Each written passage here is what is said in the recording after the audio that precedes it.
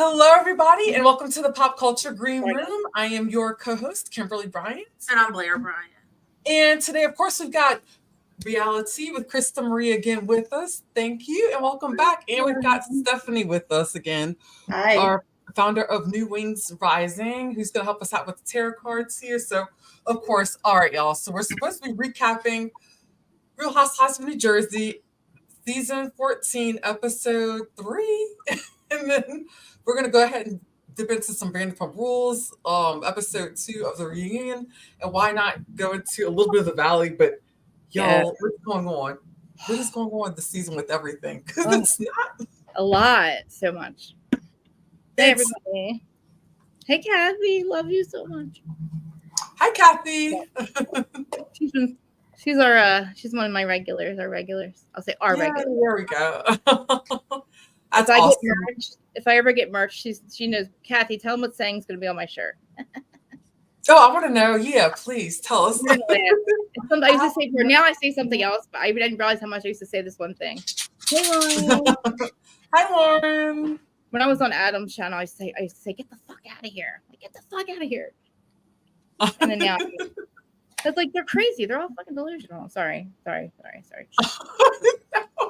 Oh my goodness, you're too funny. Okay, so Real Housewives of New Jersey. Okay, I thought it picked up a little bit, not a whole lot.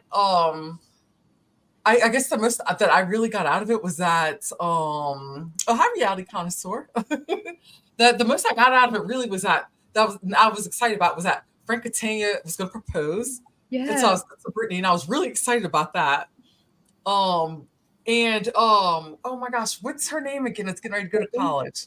Brittany? Oh, Antonia and Antonia, yeah. Gabriella. I can't believe that she's that old already. I know, both of them. Can you believe it? Both Antonia and Gabriella. I know. Oh, I know. It's like they're getting ready to go to school, and it was, oh my goodness. But yeah, that was it's insane.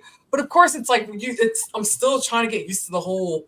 They're not filming with Teresa. Well, Teresa and Melissa are just not filming together. It's just I don't like it. It's really it's hard because I prefer there to be some kind of like at least interaction with them and tension and something you can see. But for entertainment purposes, really. Yeah.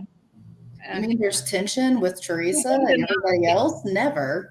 Come on. He does it. She walks into the room and everybody gets upset. Like everybody gets tension because she's so grimy. You know, she's a piece of poop. It sucks all the energy out. She's awful. And it does it. And so and then it's what's going on? And then so Jennifer Fessler's been confusing. It's yeah, we're right. Confused. Say that right. She's fucking confused. Yeah, like so where do you belong? Like which side do you sit on? So there's that going on, and then Jackie like with this whole alliance with Teresa. I'm still just trying to wrap my brain around it all. It's just like it doesn't make sense. But are they doing this because of the fact that they want job security with the show? Yeah. They're stupid. That's not job security. Teresa and Jennifer are not job security. They're not job security. They're just thirsty, and they picked the wrong hill to die on. That's what they did. That's all. And I have a feeling that. Do you think that Bravo's going to make an example out of them?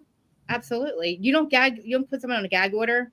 That really hinders like the entire season. That them doing what they did is the entire season is screwed because everybody knows everything now. All the spoilers are out. They can't get screeners. They can't, and we can't honestly watch it. Where it's like because of what they did, because of what Teresa and Jennifer have done. Nobody else is getting punished for this. Nobody else is making it toxic. No other franchise is doing this except for Salt Lake. They made an example out of Monica, right?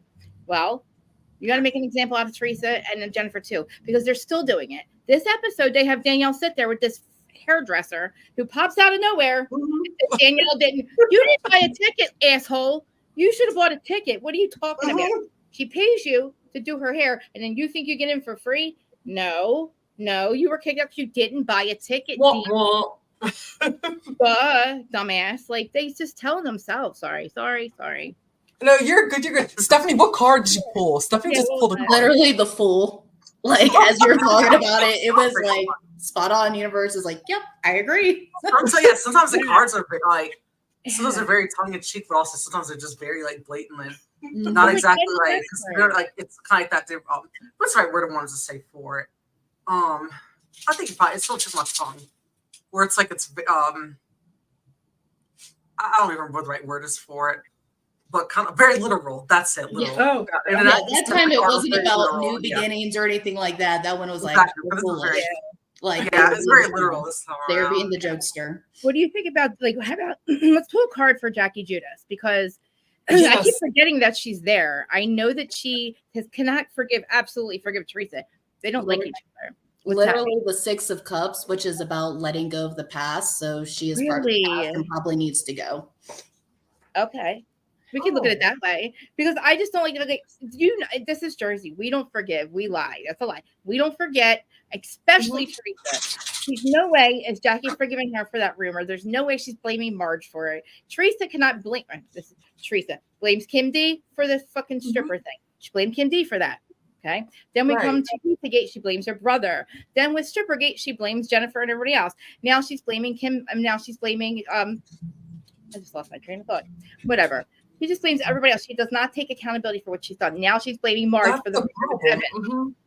Teresa. Oh, and she blames God for going to prison. That's right. It's God's Oh, that's right. Yeah, that's the other one. Yeah. I guess God finds Monica Chacon's name, right? God said Monica Chacon. Oh yeah. Okay, Teresa. So she's basically just fighting everybody, which is the Five of Wands. Just fighting everybody, blaming everybody, fighting everybody. Okay. Do you think that the universe sent her Louis? Because I think she didn't learn a lesson. Obviously, we thought she learned her lesson with Juicy and going to prison, right? She obviously didn't, because she just blames the God, right? So I think the universe knew that and sent her Louis, because he's way worse than Juicy. He's like 10 steps. Because you know what happens is that he's gonna take her money. Yes. See, that's what I mean. The universe is like, look, you didn't learn your lesson. And then you have to get harder. They put a harder one into your path until you learn your lesson. Well, and that's the thing. That's what the universe will do, is like, okay, we're going to send you the lesson the first time around. It's not going to be that hard. You didn't listen. You're going around the second time around. It's a little bit harder until you learn the lesson and you get knocked up over the head. It's going to get harder and harder and harder until you finally, either die or you learn that lesson so you can elevate one more step. And obviously she's not doing it. I don't think she has another run in her for prison. She's too stupid to be scared. That's what I keep saying.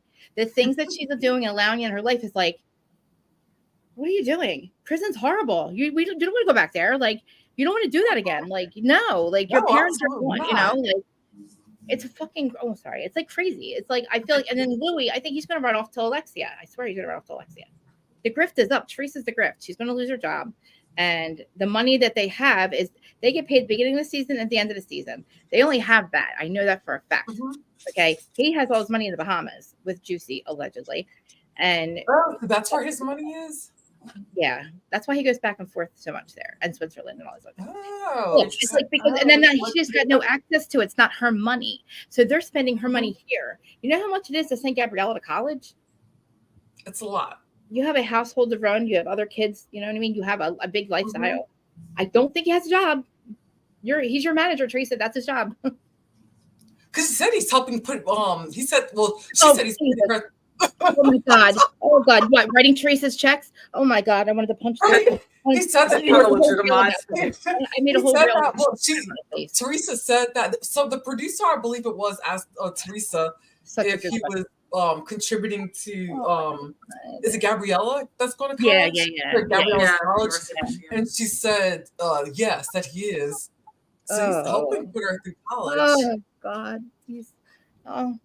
The reel I made had a clown on his face. There you go. Yeah. Ten of Swords. It's going to Ten of Swords. She's going to get stabbed in the back multiple times. And that makes Juicy look horrible. Why don't you just say, Teresa, we all are. Like, she does not have to say the things that she says to hurt her people in her life. Like, Juicy, like, he probably can't afford to put, whatever. It doesn't matter. Like, she probably has a lot of grants and, scholarships and everything. Like, I don't know. But, the fact that Chloe, stop it. Oh, God. It hurt my heart when she said that. I'm like, Teresa, you're lying. He's writing your checks out. He's just writing your checks out. That's all. Oh, man. So do we even know what he does? I thought he did own some lead generation company. I swear on my daughter. I swear on my daughters. I swear on my daughters that didn't happen. why do we have a recording of it happening? Why do we have a phone call of it happening? You can't spoof you can spoof a regular and you can spoof a new number. You cannot spoof a actual number. You can't go, I'm going to put Louis' number in there and I'm going to have Louis' voice on here. I'm going to put this like me going, I'm going to spoof it with Louis' number and then Louis' voice and threaten this person. Right? How am I going to get Louis? Like, come on, Teresa. It was a landline anyway. Like, I swear on my daughters, Jennifer. Jennifer's like, oh, okay. All right, that's okay then. It's all right then. Teresa's a good person. Teresa's a good person. Oh my She God. She is? I don't, can you like give me an example? It's just, what's so wild to me is that it's that she's such a great mom though. You know how some of these people could be like so like polarizing, and it's like Did you see the guy? He wears Nono's pajamas. Do you see this random that she brought to their dinner table? Oh, I still can't believe that part. Man. Why would you? Those daughters need to get out of there and go live with their dad, because Louis is a piece of shit. I'm not kidding. He's under investigation. I wonder how long. Is there a way we can find out from the cards how long it's going to take for things to like turn? End of summer, I think. I think by the end of the summer. Yeah, because his things never last long. He's always in like these 3 or 4 year things, like Vanessa, the other Vanessa, and they're always like these volatile, like court, like abusive, like crazy, wild endings, like on a beach with no pants on twice. Like screaming and yelling like a maniac, you know what I mean? Like he ends up in these things, they never last. He has never had a sustainable relationship. I don't even think it was, you know. Well, compared to the other women that he was involved with, do you think that Teresa's more of a meal ticket for him? Do you think they all are? Oh, you know what, Teresa? That whole marriage is to punish Vanessa. Vanessa ran away from him on his wedding day. Oh, got it. He was so in love with Vanessa. He was ready to marry her on January 2020, and he was married to Teresa by January 2022. Does that make any sense? Still stalking Vanessa in 2023. Still now stalking Vanessa he's been suing her, stalking her. It's crazy. Then Teresa, open your eyes. He's still in love with Vanessa, or his toxic version of love, whatever his version of love is. And he's an abusive narcissist, and that's what they do. They will punish you for the rest of your life. He still does to Vanessa. Yeah. And I'm not saying the entire marriage is over her, but. Yeah, sorry. The cards came out. He's going to be around for a little bit longer. Like the Hanged Man popped out. And so it came like the 6 of Cups again, which is all about like not forgetting the past, not letting go of the past, with the Strength card reversed. So as you started talking about him still being in love with this other woman, like he's basically, and then it's like the 6 of Wands, it came out reversed, which means it's like usually the 6 of Wands upright, you're going on a journey. He's staying around for a while. He's basically going to use her until he gets all of her creativity, which the 8 of Wands came out reversed, like until he absorbs all of her creative juices out of her. Wow. Like he's an energy vampire. So until he absorbs her all, which it's interesting is like even watching, because I really don't watch the Housewives anymore. Like I turn it back on and I'm like, oh, Teresa and Melissa still hate each other. Great, click. I just said that in a group chat. You're like, oh, wait a minute. I mean, even her energy is depleted, and even her face looks like it's just sunken in. Yeah, she looks pale, right? Grayish. Yeah, like she looks pale. So like he's an energy vampire. Until he's done with her, like he's gonna take everything from her and then just leave her on the curb. Can you pull a card with him and Vanessa Reiser, the one that he was just with? Like, what's the deal? Like, is it he's still trying to punish her? Is anything about her still? Is he still that's a great question. Yeah, like what is his like feel? I mean, is he like you can have 2 things can be true. He can be with, think he's in love with his version of this love or whatever, but still trying to punish Vanessa. He was wanting to find out, like he was asking if she was still in love with him. Like literally justice and judgment reversed. Like he's feel like you're talking about, like he feels like he's punishing her, but he's also punishing himself. And with the justice reversed, like it's a very warped sense of justice, or like not justice reversed, sorry, judgment reversed. It's a really warped sense of judgment. But he thinks he's justice and he's this high and mighty thing, but he's not. Like he's literally an energy vampire for creative energy and everything around him. 7 of Wands, where it's usually like keep going, keep moving forward, and he just sucks it from people. And I feel that, like I've been around a couple of times, and like it's literally like I can feel the tension, and it won't even between, like we won't have eye contact. I walked up over the boardwalk, I've been around them, like I've been around them in like different places. And I get nervous energy around. I hide anyway, but like I just, even watching on camera, like watching their wedding, I felt like something was so bad and wrong about it. Like by that time, it was so bad. It was like, and I couldn't imagine her being happy. The day before that, she's crying her bawling her eyes out. He's screaming like a banshee. He's not going to share air, water, or a camera flash with Joe Gorga, that's her brother, her only family member. Like, why are you screaming at her like that? She's crying, saying, I want peace with my brother.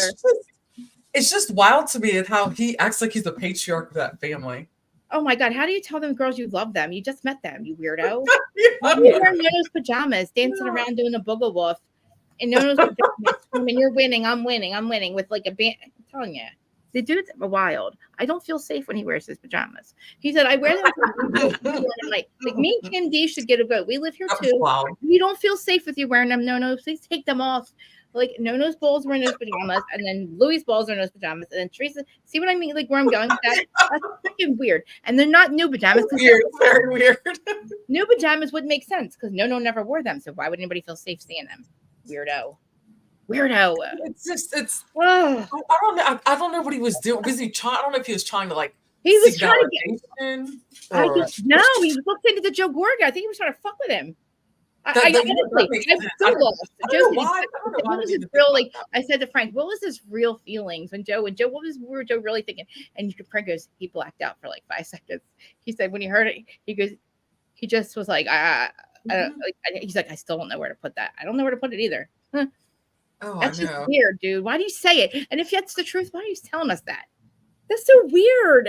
Oh, you're so God, he's so fucking. Oh my God! It's just it's I don't know. I'm so allergic to him. I'm allergic to selfish. I need my EpiPen. Oh God! Louis making you have reactions. Sorry, guys. I'm sorry, universe. I'm sorry. Forgive me. I love him. I'm sorry. He does the best he can. He does the best with the fuck he knows with how. He doesn't know any better, God. Like he really doesn't know any better. I really believe he does not know any better. He doesn't know any better. Like I feel bad. Like honestly, I wonder. So I want to know if does he sincerely want Teresa to have peace within her family, or is he like really trying to like tear her? I don't understand what he talks about. See, abusive narcissists kind of like freak me out because they say that all the time, right? And I lived with one my whole life. My dad and then my ex. I grew up with one, and then my ex-husband was one, right? So I grew up with this my whole life, right? But you think that they're right and that it's you're the problem, right? And they seem like they want peace, but for some reason there's always chaos around them. Like they're always just like they look like they're high money, like they're the like smartest guy in the room. My dad was the smartest guy in the room for like 20 years until I realized he wasn't. You know what I mean? Right, he's the coolest guy ever. Like he's an outlaw. He's like he's like freaking everybody was afraid of him and like he's scary looking. And I thought he was like cool and everything, but he's like an abusive narcissist. And then now he's in prison for life. So it's like. They don't they don't have sustainable lifestyle. Like, I don't know. Like Louis now has a bigger platform. So the fuck shit he was doing his whole life, he can't do the same fuck shit he used to do before. Because now his platform, like with Teresa, now you have cameras in your face, people watching you, people after you, people know you're a fucking grifter. And you have your partners coming out. True. So everybody's looking at you. So you can't do the same shit that you're doing. And you are. So you're gonna end up in prison or dead. Oh, sorry, I'm alive. Keep fucking with somebody's kid and see what happens. I'm just saying. Like it's not a joke. Think that he's got more eyes on him now, like especially the more that's been exposed about him in the past. Yeah, and now they're friends with Kim D again. And Kim D is like she's like not Caroline like Soprano, but she's close. Like she's almost like Caroline Manzo. It's like step on like if Caroline Manzo is Mrs. Soprano, that show was made after them people. Okay, they were the Sopranos, and it's like. Kim D, her stepdad was like head of the not mob. There wasn't such thing as the mob. I'm just saying he was the head of whatever. Okay. So like, and then she was with a guy for 15 years. So like now they're friends with Kim D again, right? So now it's like now he's gonna be involved with this again. That's not safe. It's not like he's doing things. This is real life. This really happens. People don't remember what happened with Kim D's car. It blew up when somebody was in it when she had first fast fashion show. Like a week later, her car blew up with somebody in it. Like, you know what I mean? Like, wait, you said someone was in it? Yes. Somebody barred that person went somewhere and the car blew up and that person was gone. Obviously, we know what happened. Obviously. I mean, I don't know if she knew about it. I'm just saying. my God, Then, yeah. and then remember the fight, the guy that got punched and he had a heart attack and died.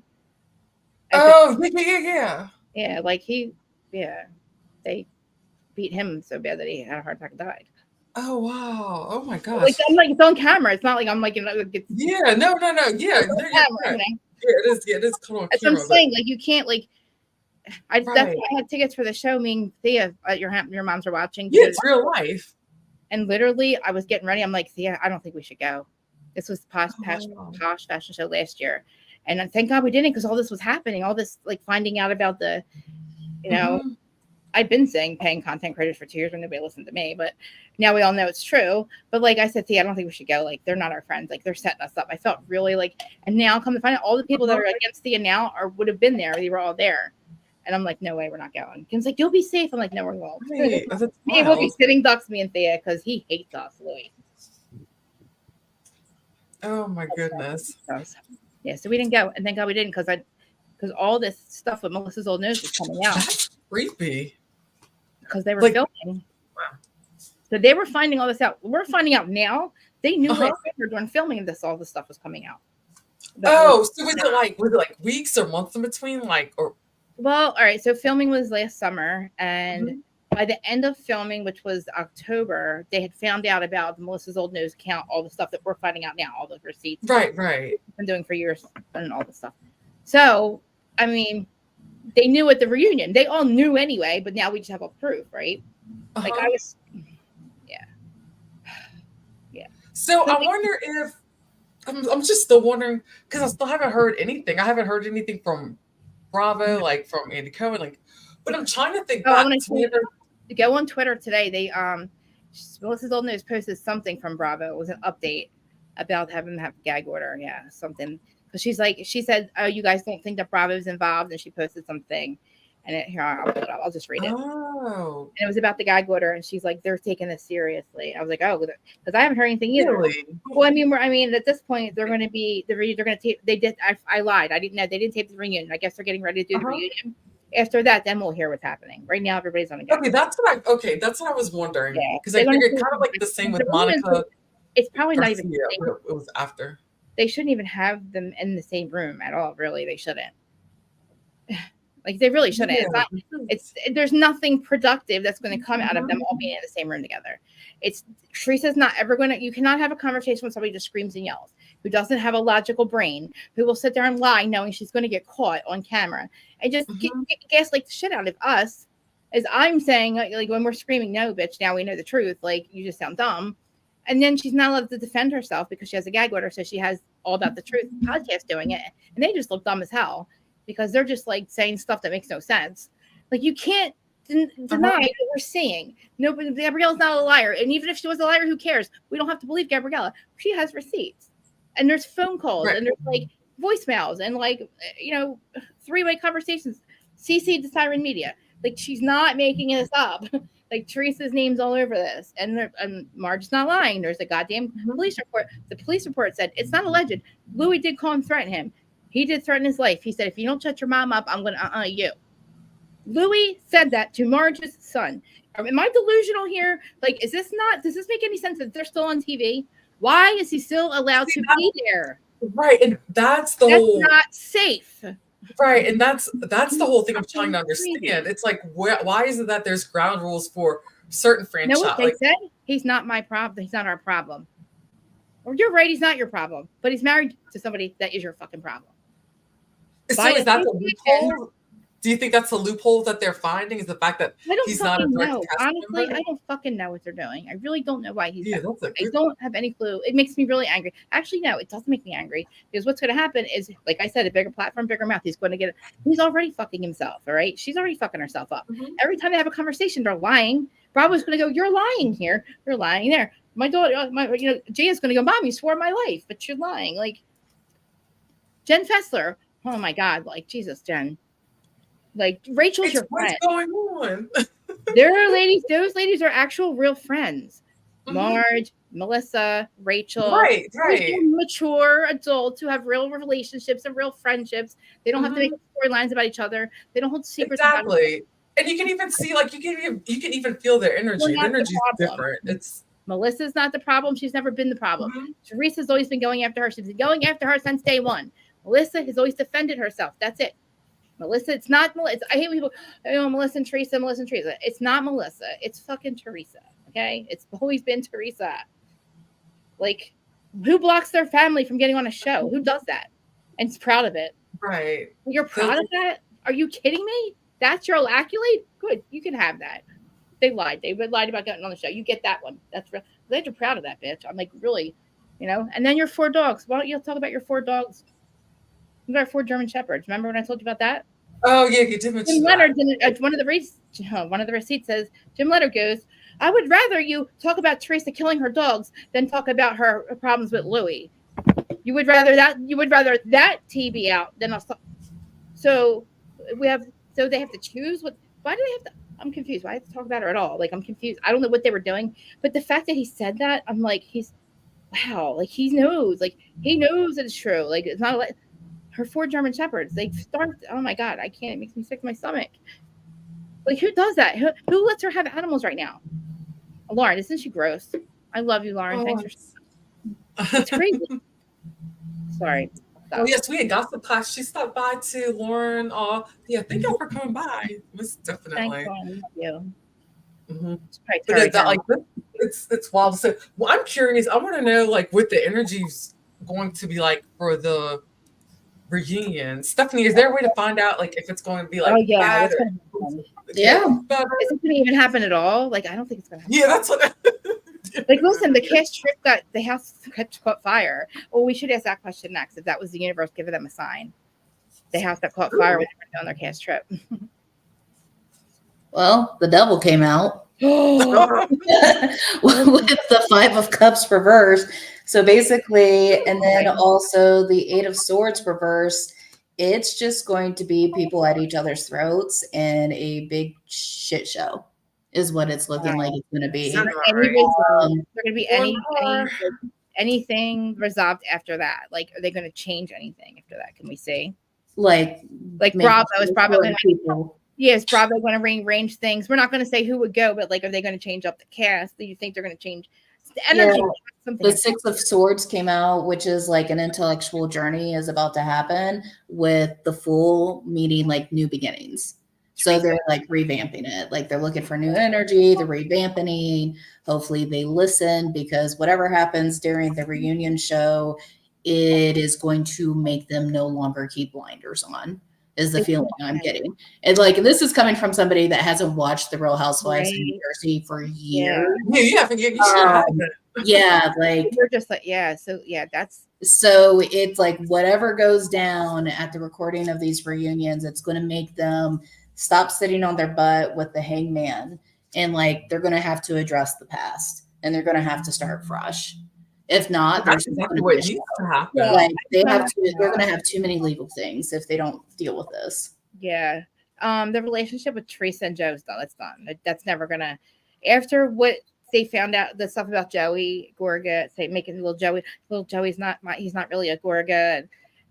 I'm sorry. Like, if I heard, my heart would be so broken. Like, poor Joe Gorga. Like, and that's just, and then Melissa too. Like, I would never. She can't ever talk to her. Like, they can't ever. And how do you bounce back from that? You really? Don't. How do you don't, because there was no reason for it. There was no reason for it. Yeah. Why would you hurt my family? Yeah, the 8 of Cups, and then also the Queen of Cups came out reverse. Like, there's no going back. Like, she burned that emotional bridge completely down, like lit it on fire, napalmed. Yeah. There's no coming. Like, how can you forgive someone doing that and bringing kids involved? So hurtful. Like, right. That's what makes it so terrible. And like her parent, like her no died, never speaking to his sister ever again too. Right. Like Kathy's mom, and she said it was over like something so dumb, like something very trivial, and she was cried about it, and I was like, and then they both passed away without ever speaking again. Yeah. So it's like, he's like, if you're not going to honor me in death, if you don't honor me in life, don't honor me in death, or something like that. Like, yeah. And that's a shame. Like, that's all they have.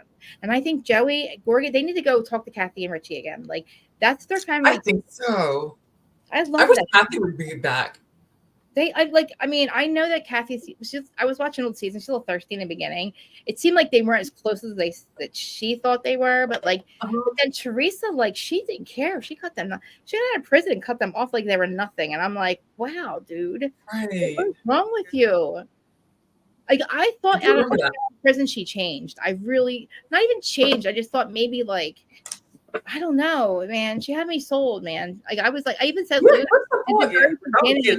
Teresa. In the very beginning, you should hear my Whose Side Are You On? I'm like, oh, Louis seems like a nice guy.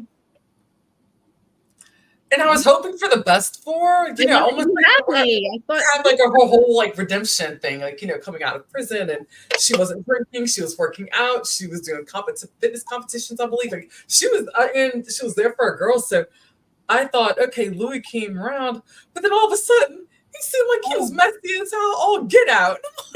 And I'm like, what the fuck is going on? I'm like, it's so crazy. Like, you never forget the day you go in prison and then the day you get out. Like, nobody will ever understand that feeling the day you go in and the day you get out. And like, when I cried watching her come home, and I'm like, this is her, like, that is such a new beginning. Like, that is such a great feeling. Right. And then it's like, then she had to say goodbye to Joe. Like, then her husband goes away, right? Yeah. And that was 5 years. I didn't realize that was 5 years before she met Louis. Joe was away for 5 years. You're right. Oh, so it's so like true.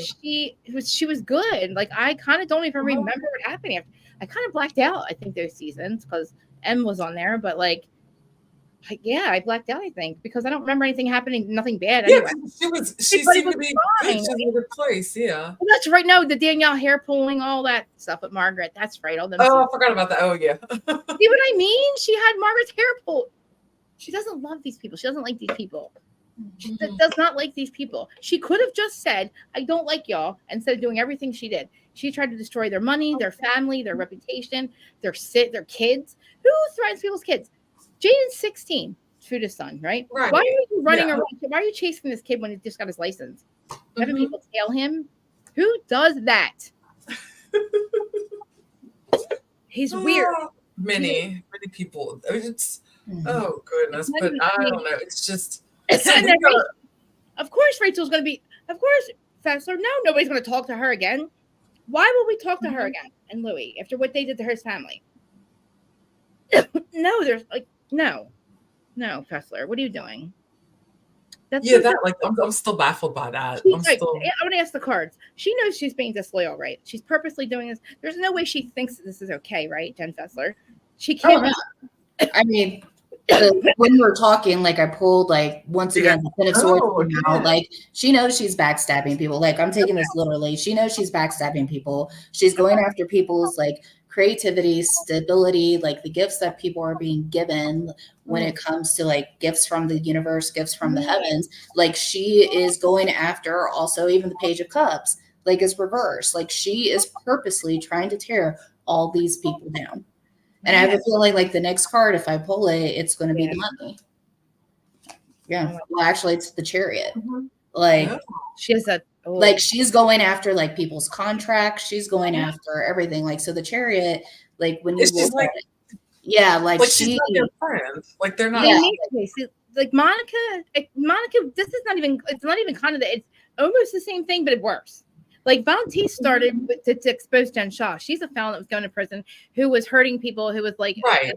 So you got Heather, who's protecting a violent criminal. She gets to stay. Monica, who's exposing her. Yeah, and has to go. But she was actually exposing her before she was like, which was true. Yeah, and I didn't even realize that until Monica broke it down that way. I was like, oh, that is. She should have had me represent her, honestly. I'm like, Monica, you're the victim here. She tried to get you to commit fraud.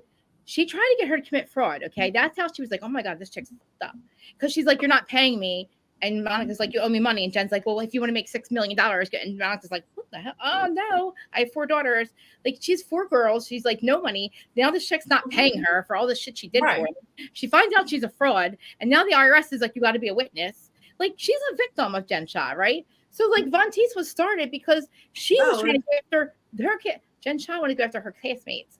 And then she got mad because Monica tried to get on the show. So she goes to Bravo and goes, this girl's going to get on the show. This is Jen Shaw. Season 3. Don't let her on the show. Here's a cease and desist. She's Von Teese. Listen, Bravo has the cease and desist since season 3. It was not a secret who she was. When they put her on season 4, they knew she was Fonteese. Really? That's the one thing that's crazy. That's the one thing that I'm still convinced that they had to have known who she was. It's a legal letter. You don't ignore legal letters. You're not stupid. We're not dumb here, guys. Okay, like Bravo's not stupid. They know what a legal letter means. They told her not to say anything, and then they told Heather not to say anything, and then they made it a storyline in the end and made us think that she didn't know. And then Heather gets to stay after she lied about the black eye gate too. You got bad Botox like me. You got a sty in your eye, Heather. Let's not be honest here. Jen Shah did not punch you in the face. And if you were so scared of Jen Shah, then why don't you just say the door hit me and that was it and never say another word again? Why did you allude to her doing it for 2 years and make everybody, the producers did it. You guys did it. This one did it. Ha ha. Jen did it. Jen didn't do it. I had a black eye. I didn't have a black eye. Okay. I was so scared of Jen. I was protecting Jen. I was so afraid of her. I was protecting her. But then why didn't you just say the door hit you then and never say another fucking word about it? Asshole. So then if we circle back a little bit, so do you think it's possible that okay, where was I going with this? Okay, do you think it's possible that that Monica I lost my train of thought that quickly. I have to get back. It was I had a good Monica question. was working for her before she knew she was a fraud. Monica was trying to get on the show. She was friends with people that were friends with them. So you know, Monica was honestly working as her assistant because she thought she was going to get paid and had a chance to be on the show. You know what I mean? She did her gems afterwards. Jen did not want her on the show. She was jealous. She's like, "Oh my god, you know what I mean?" She knew she was going to prison by season 3. So, and then Monica had all this information on her. She's trying to block her, so she blocked her until she had. Hiring Monica was a big fuck you to Jen Shah from Bravo. Because Jen tried to stop everything. She did not want Monica on the show at all. And then what happens? She gets to go to prison. She has to plead guilty, loses everything. Right. The girl that literally was exposing her, take her spot. And Angie, who she threw her freaking shoes over the thing, remember? She threw Angie that's right. her $15,000 freaking Louis into the water. Like, you go to prison, you throw somebody's shower shoes over the second tier, see what happens over there, girl. Like, see what happens when you get to prison to do that shit. Like, you're not a girl's girl. So anyway, yeah. So Monica, Jen Shah was such a terror. That's my whole thing. But just like you said, that's the one thing I couldn't understand. That they defended and they stood by Jen Shah's side. Yeah. Monica said she exposed it, and then they got rid of the her. Southern District of New York, a 98% conviction rate. I guess you're the 2% when they get it wrong. They don't get it wrong. That 2% is mistrials, honey. Never get it. The Southern District of New York they don't get it wrong. The FBI doesn't go, oops, sorry. No, they weren't wrong. Jen Shah did what she did. She lied till the end. She lied to her husband. She lied to her kids. She made a decision every day walking out of that house, looked her kids in the eye, looked her husband in the eye for years, and walked out of the house and made all those horrible decisions, put them all in danger. How do you live with yourself knowing you could get caught at any minute and go to prison? How the fuck do you have time to process what the fuck shit you're doing? Like, I would be like, I'd have a nervous breakdown. Like, I don't know how I did it for 20 years. I really don't. I don't know how I'm dead. Like, I don't know how I'm alive because I know, Kath. I know.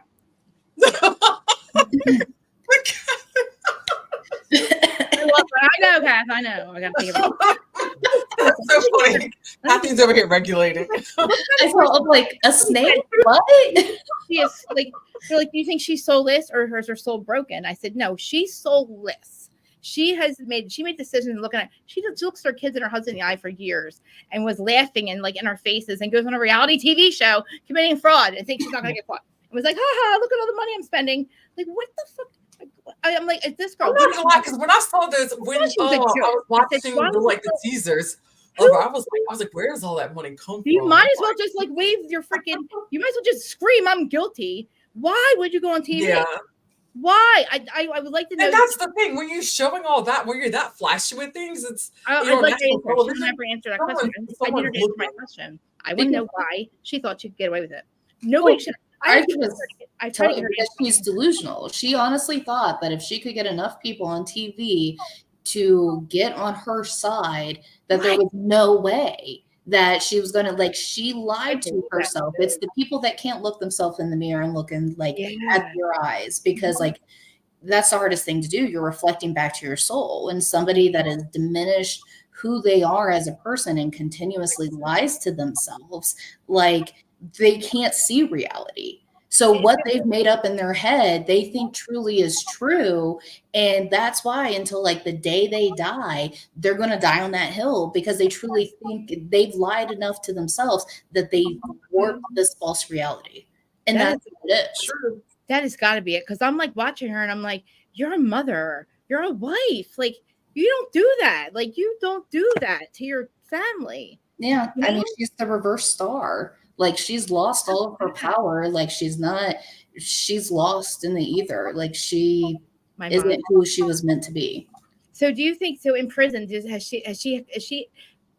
think in prison she like has hit reality yet? Do you think it's hit her yet that she's finally lost? Like, I think even when she pleaded guilty, she still didn't believe she was. I still think that I really believe it was going to wait and she's in there maybe after a year. No. The strength card reversed, the 6 of cups. This card is like loving to come out today. The 6 of cups came out. Yeah, it's refusing to acknowledge the past. Like, I guarantee if anybody goes and visits, she's like, I'm innocent. They framed me. It was everybody. I guarantee that's probably still her story to this day. That's like what Chris Watts is doing right now. Yeah. That's sociopathic. Chris Watts is like he's trying to blame his mistress now. That's sociopath. That's what I literally, not that she did that, but like, I just kind of, you unalived your whole family is what you kind of did. You know what I mean? Like, you kind of like severed that. Right. They have to mourn you because you're not the mother that you thought they were, right? Chris Watts unalived his whole entire family. You know what I mean? Like, people like that, I can't believe that they still, I guess I can believe that they still don't believe they're guilty. Like Teresa, she doesn't believe that. She signed another woman's name on a mortgage application. She knew what she was doing, and it wasn't the first time. Mm-hmm. And then she lied about her assets. She knew what she was doing. Yeah, I mean, the next cards that came out were the Hermit reversed, the Lovers reversed, and the 3 of Swords reversed. It's like they're all in Delulu land. They completely diminished all of their relationships with their own soul and their higher self, whatever you want to believe in, God. Like, they've completely severed everything because they want to believe in their delusions so freaking bad. I want to know if the maths. Teresa and Louis, they're obviously like, so obviously she was supposed to marry Joe. That was one of her soulmates. But is Louis her twin flame, or what is it like? Obviously he's a soulmate, but like, is their marriage nothing? She believes he is. But the universe was their soul contract, or they soul contracted to be married? Ooh, that's a good one. You know what I mean? Like, is this part of a soul contract, or is it a free will thing, or did the universe? It's got to be a soul contract, but like, for what? A life lesson? It's not. I mean, it's to take her money. It's to teach her a lesson. She kept repeating the same cycle and over again. So he chose this fucking antagonist life. And let me tell you something. My father-in-law was the same way. So it was I believe I've been told that they chose this antagonist. There's always an antagonist in your family, and that they actually have a more elevated soul than we do. Because they're here to teach us lessons. I do believe that or not. I feel like they have, because my father-in-law literally was the next day. He passes the next day. He's in spirit. I'm like, you know what I mean? He made it so quickly. I was like, and then somebody had said, my lady, she's like, yeah, he chose the antagonist role in your family, and because he was a lovely, but that's the thing is, like, when it comes to our lives and when we come back to Earth, we always choose that life at least once. And usually the next life you have, when people are like, oh, that person has it so easy and everything else, but they've had multiple lifetimes before. This was the rest period. This was the life to come back and show that it's not all bad, and for them to enjoy things here in, like, the physical realm. So some people do choose it, but also there's some people where they're like, hey, we're going to give you this antagonist life, and it's for you to get yourself out of it and elevate quicker. So you also have that choice if you deem, and they're going to put things in your path to be like, hey, do better. And you continuously choose not to. So guess what? The universe, and I don't think it's so much that Teresa and Louis, whatever his name is. Louis. What, like, from what I'm seeing, they were soul contracted by the universe. It wasn't them coming to an agreement. The universe is like, we're going to throw you two together, and you're both going to teach each other a lesson. Good luck. Wow. It was probably something like where there was like, if she so she could probably have learned that lesson first, it was probably one of those things where if you don't learn it this time with the Joe, with Juicy, then this is the break in your timeline's going to go this way until because you're going to have to learn it now. If she would have learned her lesson, she probably would have went this way and not had Louis. You know what I mean? Louis could probably be like her brother or something in this lifetime or something. Yep. I think he was her dad. It's fascinating. I really think so. I also too, I think Joe was probably her dad in a past life too, because the way that I don't know. Like I'm talking about Joe Gorga, right? More of a grandfather figure. Like there was a generation in between the two. So I also do past life readings just for people. Yeah. I need all that. I'll tell you about my Snow White life. I'm telling you, Snow White. I'm telling you, Lady of the Lake. Oh boy, but this is fascinating. I'm curious as to what we will see next episode. It's just I don't know if things are going to escalate, if it's still going to be. Gabriella will tell us what we'll see next episode. She knows. It's crazy. Every week she knows because Teresa will call her after film and go, guess what I did? I pretended to cry. You'd be so proud of me. I made Jen Fessler think I was her friend. And then we saw it. It's like the whole thing is so calculated now. It's terrible. I know. Oh boy. Oh goodness. All right, Kat. But so did y'all catch the Valley? The Valley. Yeah. I mean, Vanderpump Rules, the reunion, episode 2. Anybody catch that? It's so boring. Yeah. It was boring. So, okay, this is my thing. I don't think it was so much boring. I just knew it wasn't going to be as electrifying as it was last year. What do you think, Blair? Yeah, because last year, they just came off a scandal. It happened like literally 3 months after the fact. This time around, it's kind of like they're dealing with the fallout, about a year later. And but I will say this: it will this affect that they're lightening a lot, and she deserves it, rightfully so. I liked her for a while, but the problem with her is that she feels herself too much, and it gets to her head. Yeah. And it's like because there's times where it's like that she makes some valid points here and there, right? Little bunch of gems. The thing with her is that she doesn't know how to start with that and just get out. It's like you need to kind of put your little pearls of wisdom there, get out and get in and get out, because she feels herself too much. She gets really big headed and she thinks she knows everything, and then she's constant. And so then she gets mad and stuff. Wants to go through slangs about Ariana or whatever, and then she wants to go and reach her inner black girl, whatever we'll call a little thug or hood person. She's very annoying. She puts us this demeanor of like a black person. Like, are you trying to say we're all thugs or whatever? Come on now. And it's like she does that. And it's like, come on, like I didn't like how she kept. I know she was fixing her dress, but she kept standing up. I'm like, what are you doing? I know. The attention. She kept adjusting for justice. Yeah, it's like she kind of wants to. What do you think? What do you think about Katie Blair? You know what? Here's the thing about Katie is that a lot of people didn't like. I mean, I get it. There were parts of her where it's like she was very abrasive for years, but for some reason, I've always liked her because I feel like, to me, I feel like she was like she was the one who I feel like was the most tolerable for a really long time. For a long time. Because I kind of feel like everybody else, it's kind of like, she was the only one I feel like for a long time wasn't a degenerate. I feel like she was the punching bag of everything. Yeah, and it's like George jumps on, and he's like, "I'm a great husband," and everyone just turns and looks at him and be like, "You are exactly horrible." It's like all shucks, his all shucks demeanor he had for years. It's like that's fine, that facade's finally fading, and then people are it's kind of like this. I feel like I just like her redemption arc in that. I mean, the horse has done her so much good. She looks amazing. She's done a good thing I like about her is the fact that despite that whole change she went through, she also didn't jump right into another relationship. Because she didn't do that. Yeah, she didn't do that. I love that. She's taking time on herself. But yeah, with Max. Did you get nice?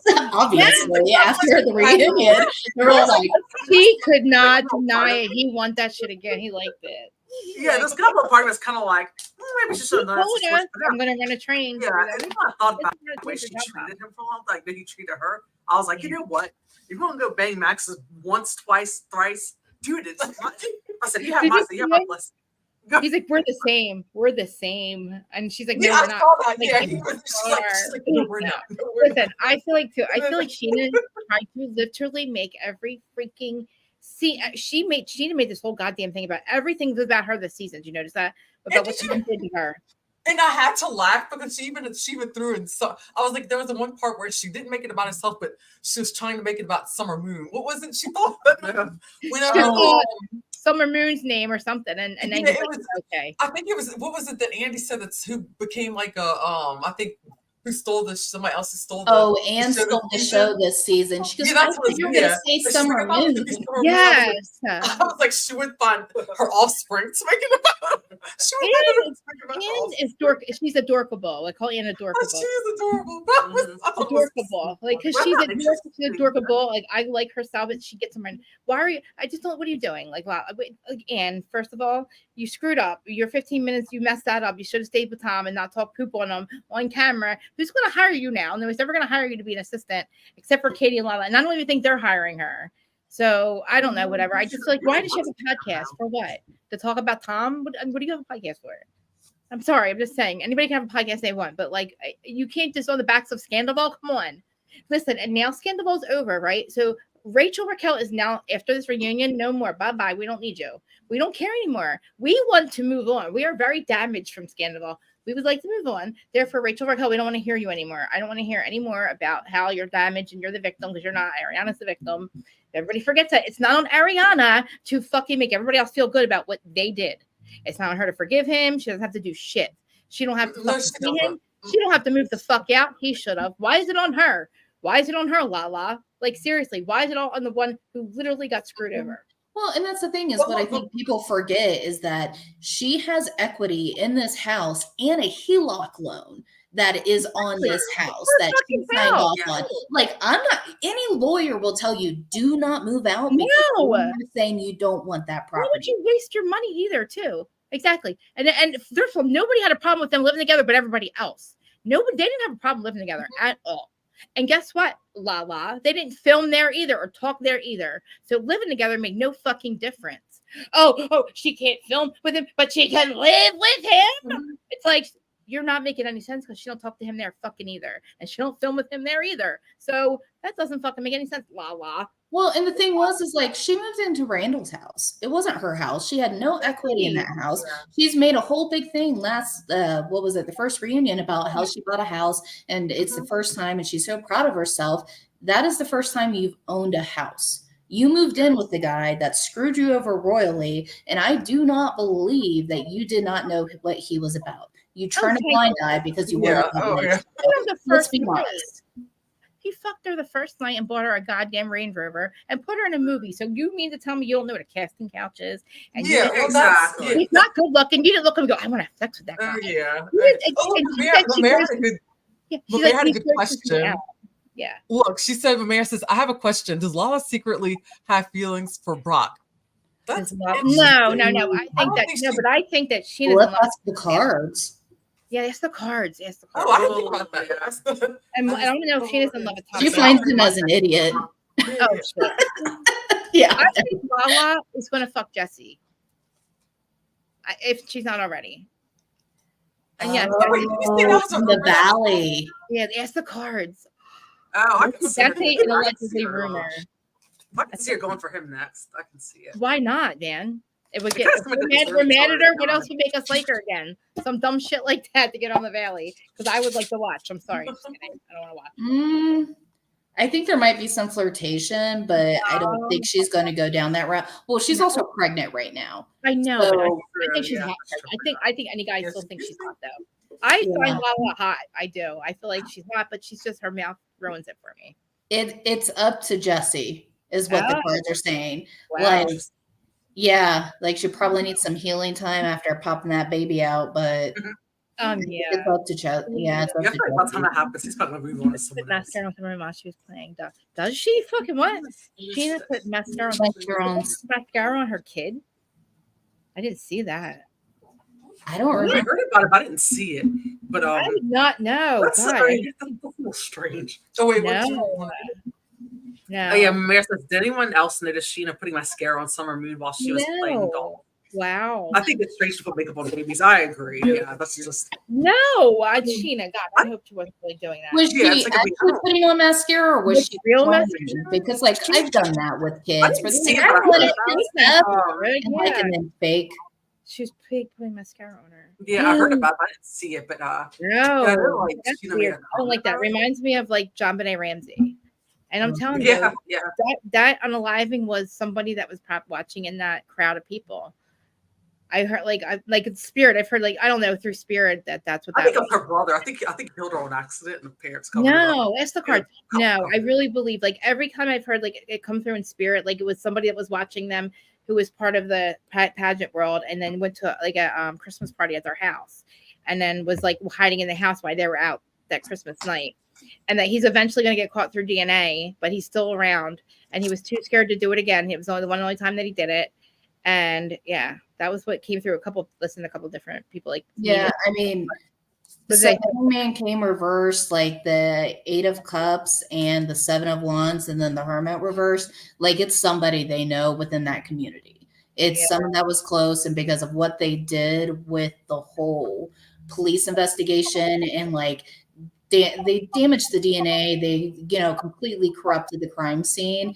I don't know if you'll ever be able to be convicted.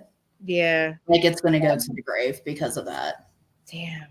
Well, at least now, like they're together, John Benet and her mom, Yeah. So like together and then like, hopefully, I mean, at least they know now what happened, because I hated that her mom had to.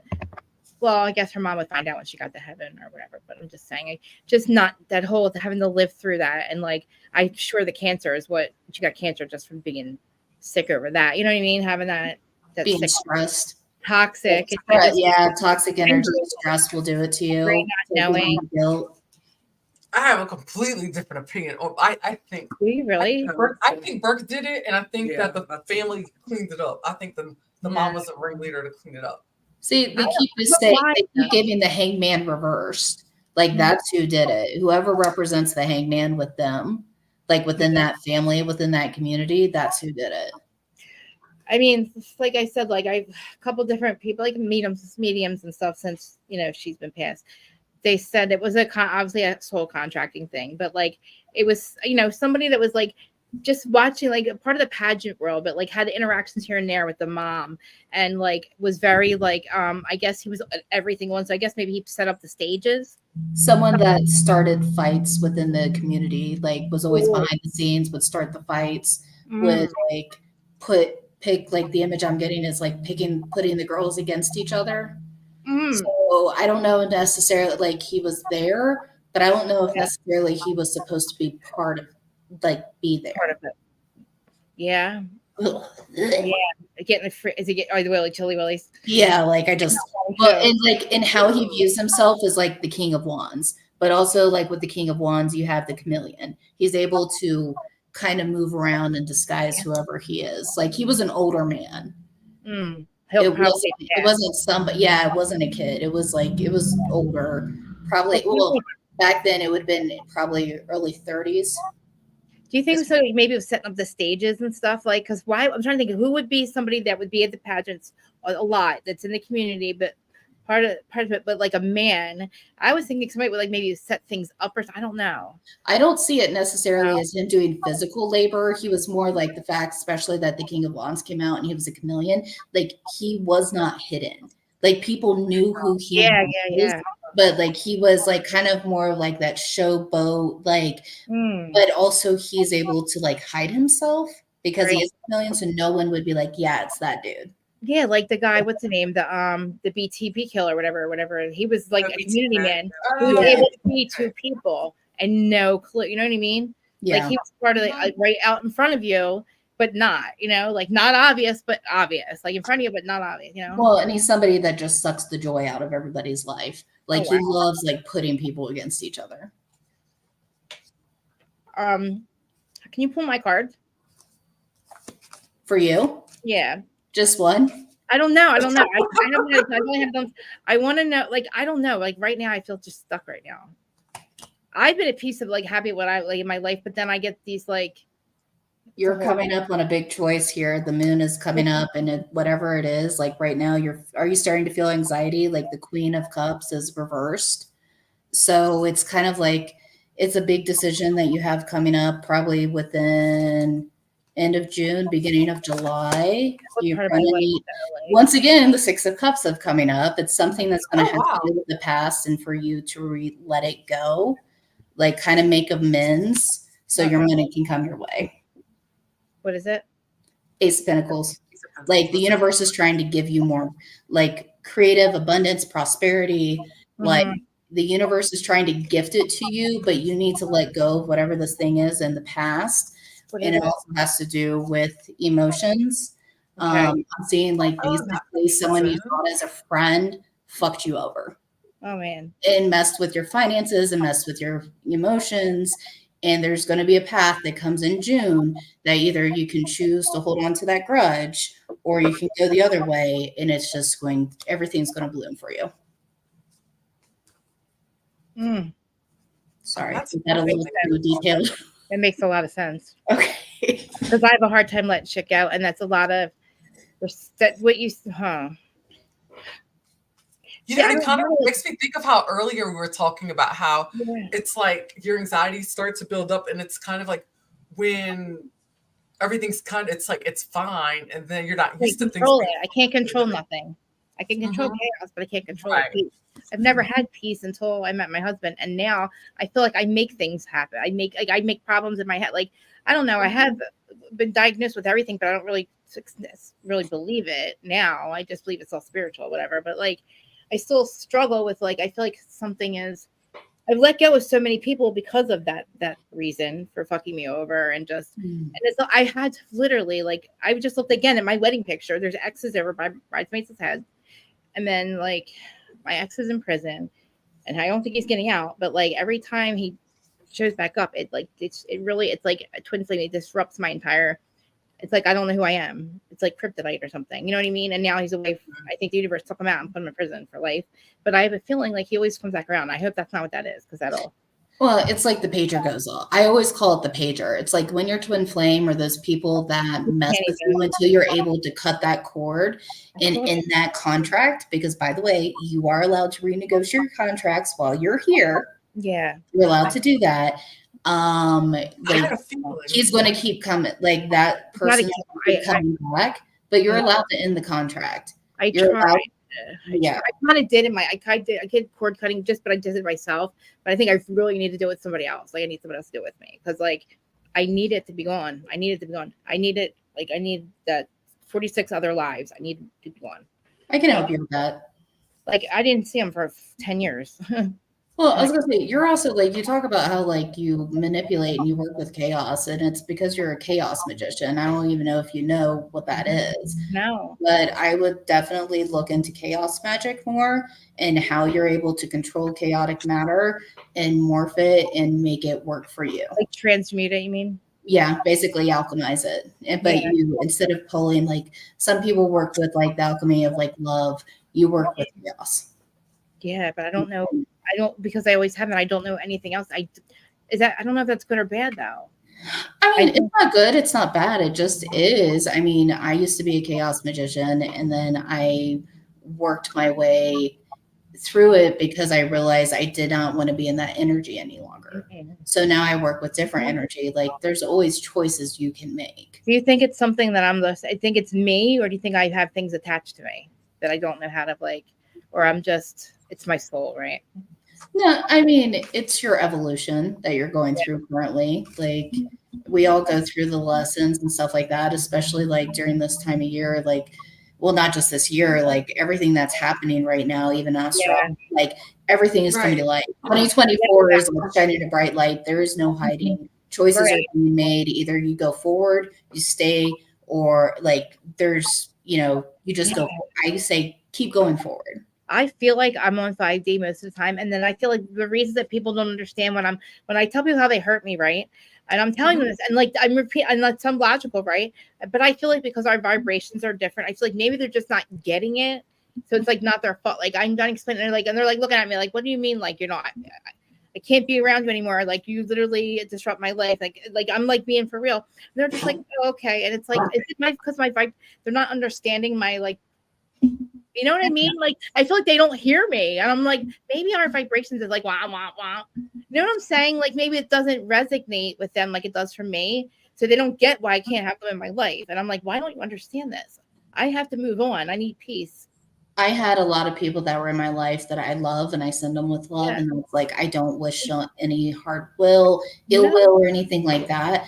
But we can no longer be in each other's lives. And it's not because like, you know, I'm better than, or it's just like, there are some people that are meant to be in only certain chapters of your life. Right. And that's okay. And it doesn't mean that I love them any less. Yeah. And I feel like you're probably going through the same thing where you have to start cutting people out and they don't understand what you're working out, but also because you kept feeding them energy.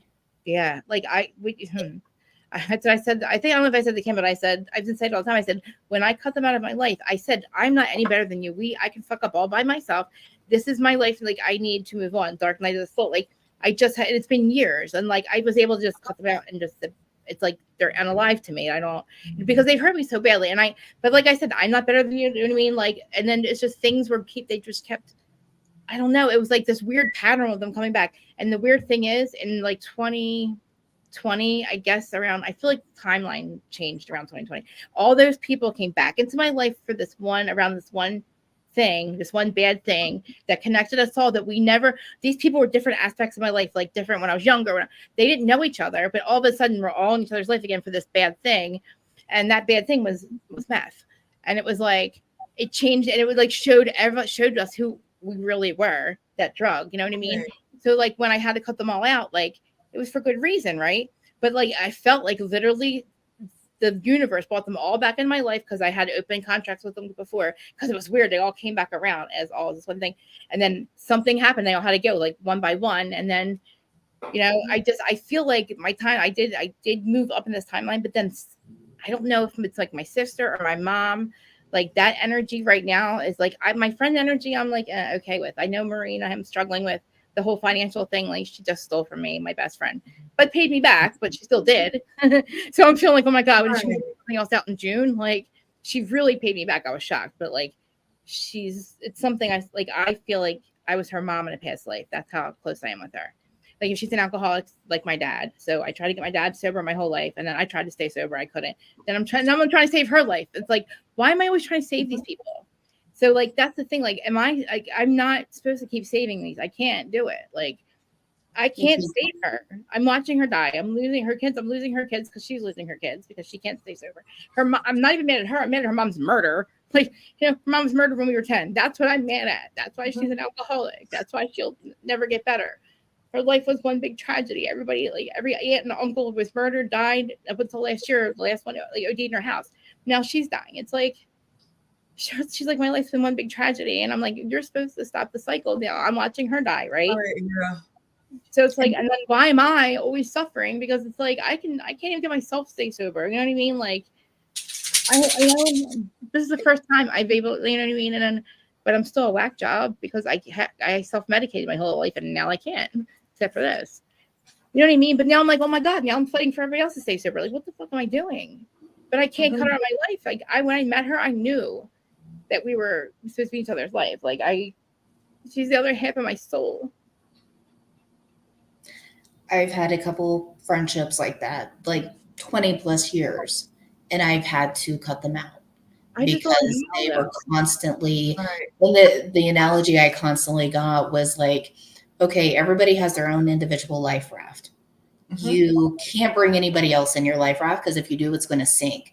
And the problem is that there are some of these people that, because they're holding on to so much guilt, they have pulled everybody else's energy onto theirs. So their boat has sank and now they're trying to grab onto yours.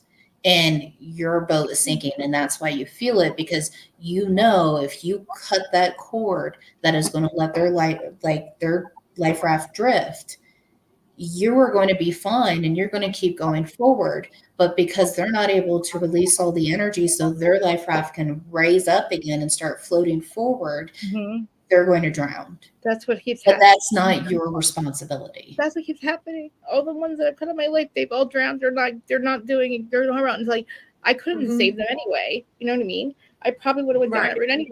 And like, I feel bad I can't have them in my life. Like my one friend, she calls me constantly. She's homeless. I can't help her. Like I can't. She'll witness crack that in my house twice. No, like I have cats. Like can't do. Like You can't just come here and misunderstand what I'm saying and have waiting to crack down in my house. Like, no, like, what the fuck are you doing? Like, that's not my life. Like, I'm like, me and my husband are like, what the fucking universe is this? It's not our life anymore. You know what I mean? Like, it hasn't been. I'm chaos and he's like order, you know? Like, and so you balance each other out. We do. But I feel bad for him because, like I said, I'm chaos and he's just like, he's been doing the same thing every day since he was 18. Same job, same house, same car. Well, not anymore, same car. I may have gotten a new car, but like, you had the same girlfriend for 18. The dude has literally been just here for my peace. I swear, I have never had peace of mind until I met him. Like, my plants are my cats, but then I have these people that I bring into his life that I feel like, oh, this poor guy, you know? My question is, like, you keep saying poor him, but what about poor you? Because it's keeping you in that same energy. So why do you feel like you need to stay in that same energy? And I know it's hard. Trust me. I don't know. Because I'm lonely too. Like, when I cut everybody out, what else do I like? I have my podcast, but it's like, then I'm like, I don't have any friends. You know what I mean? Like, Marine's the last one I have left, really. And I can't, just other people, I can't have that. It's like, I've tried. They've stolen from me. I can't have them. I can't trust you at my house, and I can't be your friend. Like, I can't use, you know what I mean? Like, you're stealing from me. What are you doing? Like, what the fuck are you doing? My sister, she's been dead to me. She's in the streets. I can't talk to her in 5 years. She walked out of the house with my husband's wallet. It's like, people are like, oh, you're diabolical, you're a sociopath. How can you just not talk to people? I don't know, but they hurt me. That's all I know. Like, what is the reason? I can't help them. You're trying to protect yourself. Yes, I can't be your friend. There's nothing in common. I'm not on drugs. I'm not a thief. Like, and I'm telling you, I don't tell people to stop doing drugs. I never told you to stop doing drugs. I told you to stop being a thief and a liar and being homeless. You can't fucking handle it. Don't do it. Like, I'm not better than you. I never said stop doing drugs. I'm not a hypocrite. I'm sorry that you can't handle it. That was when we were 30. We were going to prison and doing dumb shit like that and getting caught. I'm sorry that I met somebody that, like, I made better choices. I'm not better than you. I made better choices because I didn't want to live like that anymore. Like, I did not. I'm still crawling myself out of the gutter 10 years later. Like, I'm still trying to fix everything, you know? And, like, I'm at peace, but I'm lonely too. So the cards are saying is that you're holding on to this idea of this tradition of, like, you don't throw people away, you don't throw family away, like, no matter what, you're supposed to be ride or die. That is fucking toxic. Like, and I'm sorry, it is toxic. Are we allowed to leave it? Am I supposed to say it's time for your new beginning? It's not you being the fool. It's time for you to start a new beginning. And the friendships that your soul's crying out for can't come in until you let the old ones go. Cannot come in. The ones that are meant to bring you peace and you to help bring them peace and a little bit of fun, like, you know, into life and, like, razzle them up a little bit and help them get their creative juices flowing, because that's what I see for you. Like, they can't come into your life until you let the toxic go. Oh, that's so true. Because then you're just going to poison them.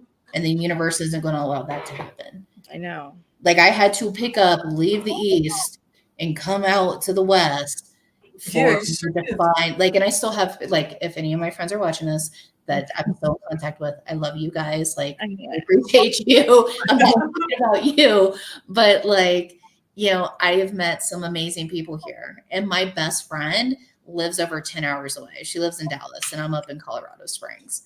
Like, she's been my best friend for 20 years. We met in the Navy. Like, she's my like, she is my soulmate. She is my soulmate. Kelly Beverland, I met her. She lives in Texas. We've been friends since kindergarten. You'll see her pop up every once in a while. She's in Texas. It kills me. We have been friends since kindergarten. We were best friends. I have pictures of us that we were drawing and coloring books. It's so crazy. Like, and then been in Texas though for like 20 years now. It's like crazy. I've only seen her twice.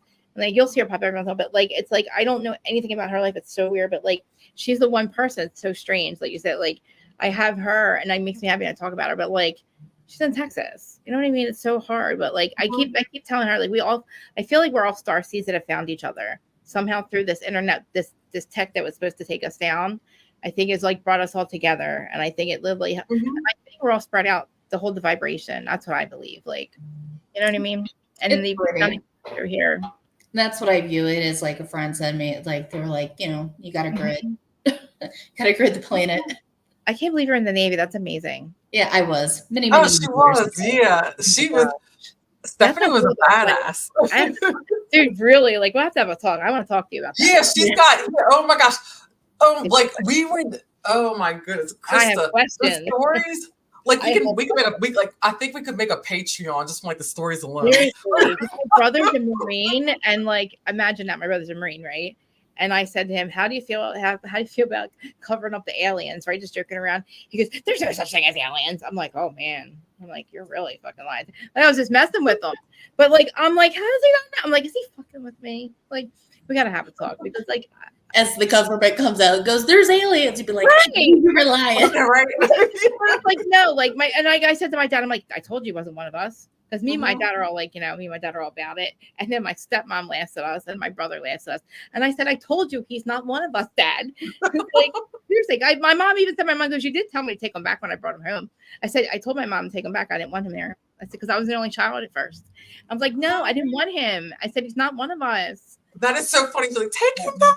I did, and then my dad was like, and then my dad just recently started watching Ancient Aliens, so he's always calls me. He's like, "You have and negative blood." I'm like, "Yeah, Dad, I have hazel eyes. Dad, I know we're aliens." And he's like, "I know," and I said, "Guess what? Sean's not." He's like, "I know." He laughs at us. I said, "Dad, I told you he wasn't one of us.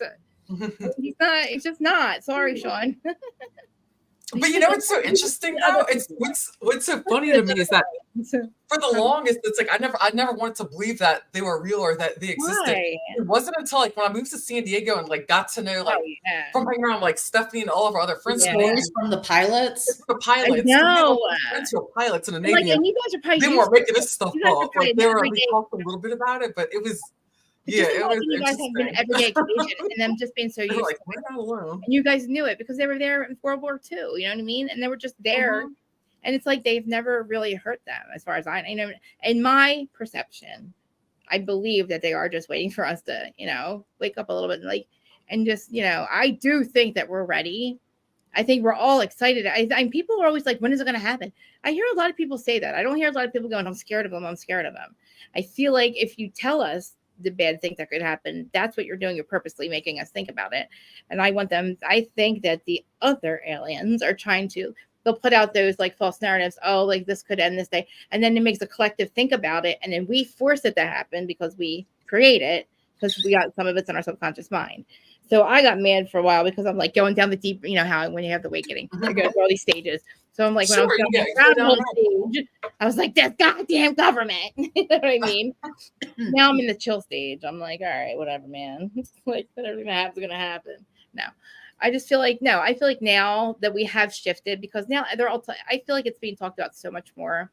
There's so many things out there. Like, unless I'm crazy, I feel like I don't watch TikTok, but I watch YouTube that watches TikTok. They're the people that have the TikTok. They're like, there's like all these people that have these. They'll put up like 5 TikToks, and they're like all these subscriptions. Like, it's so proud. I'm so proud of the generations of like under us that are so awake. They're like, they know everything. They're like, "Oh, the guy's up here," and they're like, "Oh my God, they didn't have to listen to our canon. They figured it out." Like, you know what I mean? Like, I'm just proud of the generation. Like, I'm like, thank God, because my parents' generation, they're just like 3D all the way. They're going to their day that they're going to be like 3D until the day they pass away. Don't be offended, anyone. I'm just saying. My mom just refuses to believe that there's anything other than the Catholic Church. I'm like, "Mom, they're the biggest church, Mom." I was raised Southern Baptist, so maybe that's part of our bond. I mean, listen, like, okay, I think we can't blame them though. Like the last, this is the lost century. Honestly, the last 100 years, they might as well just erase it. It was all a lie. They created all these diseases. They created all this problem, all these wars, and like we lost everything. We don't have we had free energy. We were like awake a long time ago, and then they took this century and ruined it. So that's my opinion. But anyway, I feel like now, listen, David Greer or Dr. Greer just put out, so he's been working on this project for 30 years, right? The Disclosure Project. Now you can go online and open up the everything that they have in there. I don't know what it's called, but it's like, it's literally all the things, like proof of everything. You can look up free energy. You can look up everything the government's been lying about, all the things you want to know about aliens. It's like literally a encyclopedia. I gotta give you the link, but he just put it out. It's a big freaking deal. Like a tell-all book? Yes. It's everything that we want to know, that we've been asking about.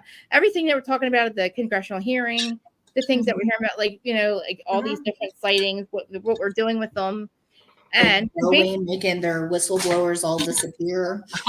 no, I'm like, I don't, and I'm like, he's always says he's been protected, right? But I'm like, how do you really know? Because like Dr. Kurt really is one of the biggest ones that's been working on the disclosure project for a long time. But anyway, I didn't mean to turn this into politics. Sorry. Sorry. Like I met a very interesting woman yesterday that kind of reminded me, like talking from a Christian perspective, of a today's day Job is what she reminded me in her story. And she's coming out on the other end. And she's a beautiful human being. She's a beautiful soul. And I don't know if I have ever met anyone that has been so protected as this woman, even with the horrific shit that she's gone through. She was so protected. And she felt that. She knew it. She felt that. It gave her hope to be able to step forward and to get the help that she needs to get the help. And I've seen the path that is being laid out before her, and she is just going to make those ripples and those, it's not even ripples, like it's waves. That is going to help the community. So amazing. Especially in like the drug community and helping people get sober and clean and stuff. Telling you, like, I believe wholeheartedly that the first 40 years of my life was all my lessons, and a lot of them, and maybe like cleaning up old family stuff. Because like my whole family became sober all of a sudden. Like my uncles were all in prison on drugs and alcohol. My grandparents died very young, so they lost their parents, right? All of it, like for years, we were either in prison, like, and this is my dad's side. And now all of a sudden, now they're sober, back with their wives that they met, wives that they were with in high school that they had to leave because of their lifestyle. So I feel like somehow my grandparents up there have like rearranged it. We're like, wow, now we're the family now. But now it's like, now I'm 46, so now I feel like this half of my life was I had to wake up. I had an NDE in 2012 that I didn't remember until like 2012. Still kind of don't remember it. Listen to the date, 12/21/12. I did not know the significance of that date for 10 years. I had an overdose and I died and I came back, but I didn't remember a lot. I didn't know what happened until like I had to integrate myself for like 10 years. It was just a long story, but Stefanie probably knows what I'm talking about. But when I finally had that, awakening and all that stuff, and I was like, oh my God. And then I had somebody read it and I was like, wow, that makes sense now. But so like literally 333. Huh? So in numerology, when you add the dates up, it's 333. Yeah. What's that mean? What? It's just like it's new beginnings. The day of your awakening. Oh no. Well, the NDE was 12/21/12. Yeah. So 12, 1 plus 2 is 2. Oh my God. 21, 2 plus 1 is 3. Oh my God. I never did that before. I never did that. I never added it before. I come out to 1, my birthday and all, but it's 12/1/77. Wow. Yeah, wow. so I also do numerology readings for anybody that's watching. Do it. I'll pay you. Yeah, definitely. I don't even know where my rising is. I don't know my rising is. Yeah. I know the time I was born now, but I've never had like that. What's it? The chart that has the nodes and stuff. Oh, your astrology reading, like your rising and everything. Yes. I'll plug in your Instagram handle for your information. Yeah, because I said, did I tell you I was looking for somebody? I told Kimberly, I was like, please, I need somebody because I haven't. The last person I did readings with, and like I was my person. She's going through a lot, so she can't. She's really, it's so funny because she's so honest. She's like, look, I'm getting in the way of myself, like because she got personal problems, so she can't really do readings because her own. I was like, oh wow, like she's awesome, but yeah. She's facing her shadow right now. Yeah, she said that. Wow, everything you're saying, you keep saying words that like I've said. Just keywords keep popping up. They're resonating. Yes, because it's weird because I don't ever hear other people say that besides myself. When it pertains to my life. Yeah. That's crazy. Yeah. Oh my. Well, this has been fun. So fascinating. The only thing we didn't get into, y'all. Huh? I can't wait to tell you about my Snow White life. You're gonna die.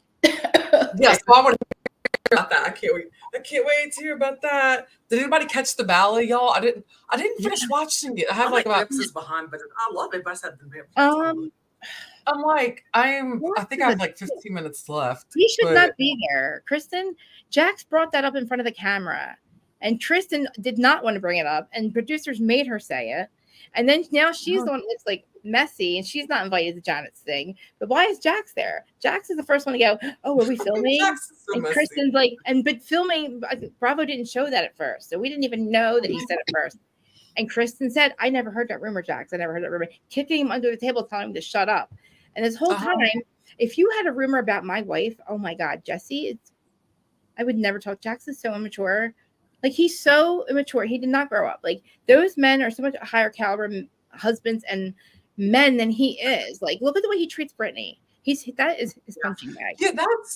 Yeah, and honestly, it looks to me like he's checked out of that marriage. But why be so cruel? You know, well, like they're separated now, so you know why? True. Because he's a narcissist too, and I feel like I don't know. Maybe narcissist. I don't want to say that. I don't know. Jax is just. He's Jax. Jax is Peter Pan. He's stuck in a Peter Pan syndrome. Yeah, and the thing is, how dare you, as you're doing cocaine and drinking on a Monday, tell this girl, well, she shouldn't drink because she has bad liver or whatever. I get what he's saying, but he shouldn't be doing it in front of people. And the way, like, he just clowns her in front of people is what he's doing. And like, I know he's mad at her, but like, you're also doing cocaine, but he's doing cocaine responsibly. Nobody knows, I guess. And like, you know. His point is, I'm going to bed at 11 o'clock. I'm not getting sick, and I don't want to have another. He's not have another child. Why would you tell him? He's not having sex with you, Brittany. You cannot get pregnant. This is not Kentucky. No offense, guys. You cannot bring a baby to a bar. You cannot be pregnant at a bar. The bar comes first now because the bar's here. She doesn't realize this. She's like, no, the baby comes first, Jax. No, Brittany, the bar's already here, so the bar comes first. The bar's here, baby's not. Bar comes second, and no, baby second. Do not have a kid with this guy. He's a mean person. He's never going to change. He's not. He's not even trying to do mom anymore. The energy I always get is like he has to tear other people down to make himself feel better because that is so insecure with who he is as a person. Is that why he got so much work done too? Like, he's had the cocaine problem. No, he looks good, unfortunately, but like the way he yelled at Sandoval and put him down. That like he comes into the room screaming at Sandoval for doing Scandoval as you are up on your piece of shit tower where you belong because you're a piece of. It doesn't make you any less of a piece of shit because Scandoval happened. You're just with him now. Thomas is up there right now with you on the piece of shit tower. Jax, you're still a piece of shit. Just because you have a bar that you don't pay for and a house that you're complaining about and a life that you're complaining about. Right. A wife that loves you and sticks up with you and puts up with your shit, wakes up next day going, okay, kissy, you're fine, everything's fine now. I know her soul's hurting because I know when I get, you know, my poor husband, sometimes I put it in my head that he doesn't love me, but I'll like scream and yell that I'm fine. And I'm like, but I'm still hurt, whatever, I get it. But she wakes up and she's like, it's okay. It's not okay. He doesn't want to have a baby with you. She really wants to have another baby. I know they're separated, but like, that just shows he doesn't really love her. He didn't let her stay in the house. Why are you telling so Ariana had to leave. It's scandal. You know what I mean? He's telling Tom to get out of the house and he should let Ariana stay. But you're letting your wife go live in an Airbnb with your son who has already regressed.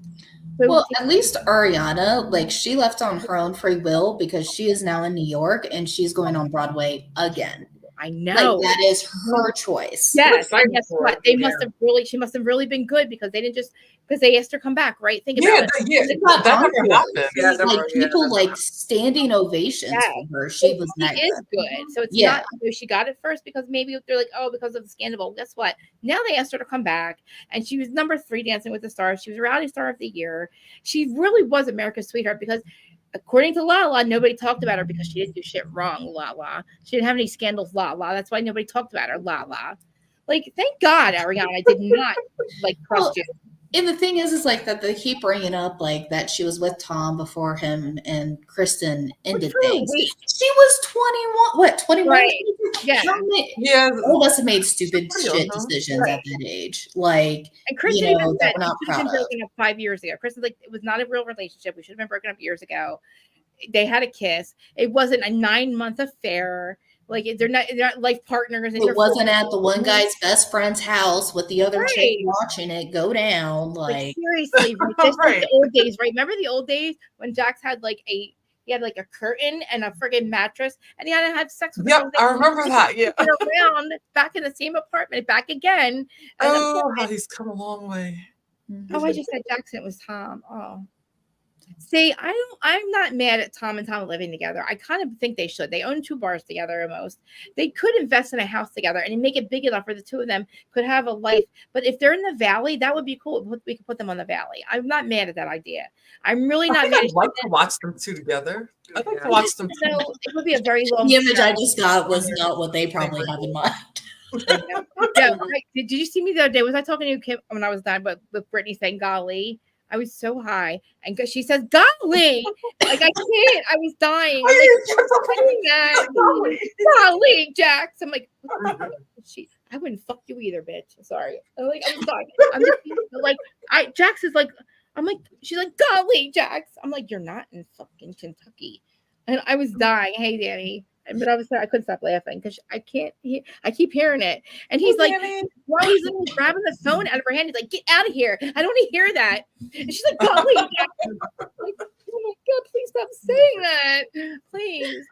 Stop saying that. Don't ever say that again. I'll never have sex with you again if you don't stop saying it. Golly. Oh my God, Brittany. So do y'all think they're going to get back together, or do y'all think they're done? I think they're done. I think they're done. I don't. No, she'll get back with him. Why? Listen, he's not any different. This is the same person he's always been.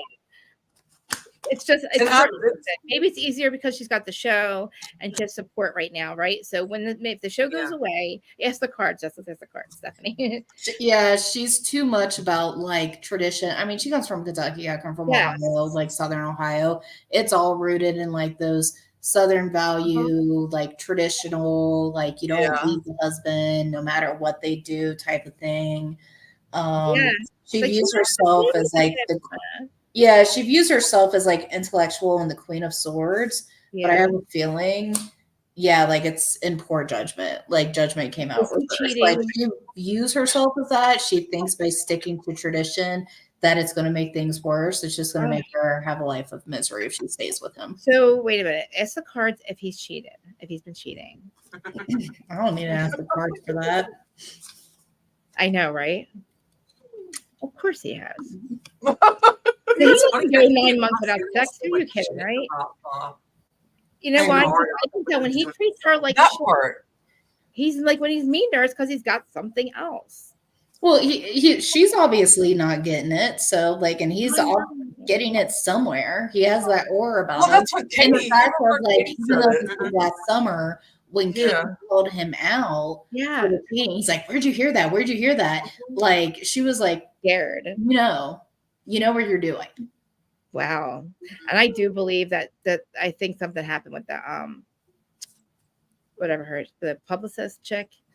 Something's up. Mm-hmm. I don't think Brittany has control of that. I think Brittany unfollowed her, I heard. Yeah, and I feel like Brittany's trying to like make them not like trying to ask him not to have her in his life, and he's probably saying no. And I feel like maybe there's contention there. I don't know. Let's ask. Let's find out. Mm-hmm. I could be wrong though. I definitely believe the back. He might have a husband actually. I could be. I heard on the wall about that. Yeah. Mm-hmm. I mean, the lovers came out reversed. So, and I mean, the image I keep getting is he's going for somebody. He's with somebody that's about 21, 22 that he's hooking up with that doesn't know better. Like, isn't that that's what I'm for all of those guys, huh? I'm just gonna look at him and think he's like the world. He's Jax Taylor. They're not gonna look at him as like a piece of shit dad, horrible husband, not a good life partner, somebody who doesn't care at 21. He's probably really good in bed. He has a big penis. We all know that. He's fun. He's the fun guy right now. So, and Jax is living it up because Jax is just like Sandoval. Well, owns the bar. He's got money and fame. You know, they are all the same men that they used to be. Think about it. They've all. Yeah, they really are. The same men we met. Just about. We met. No growth at all, except for James. No.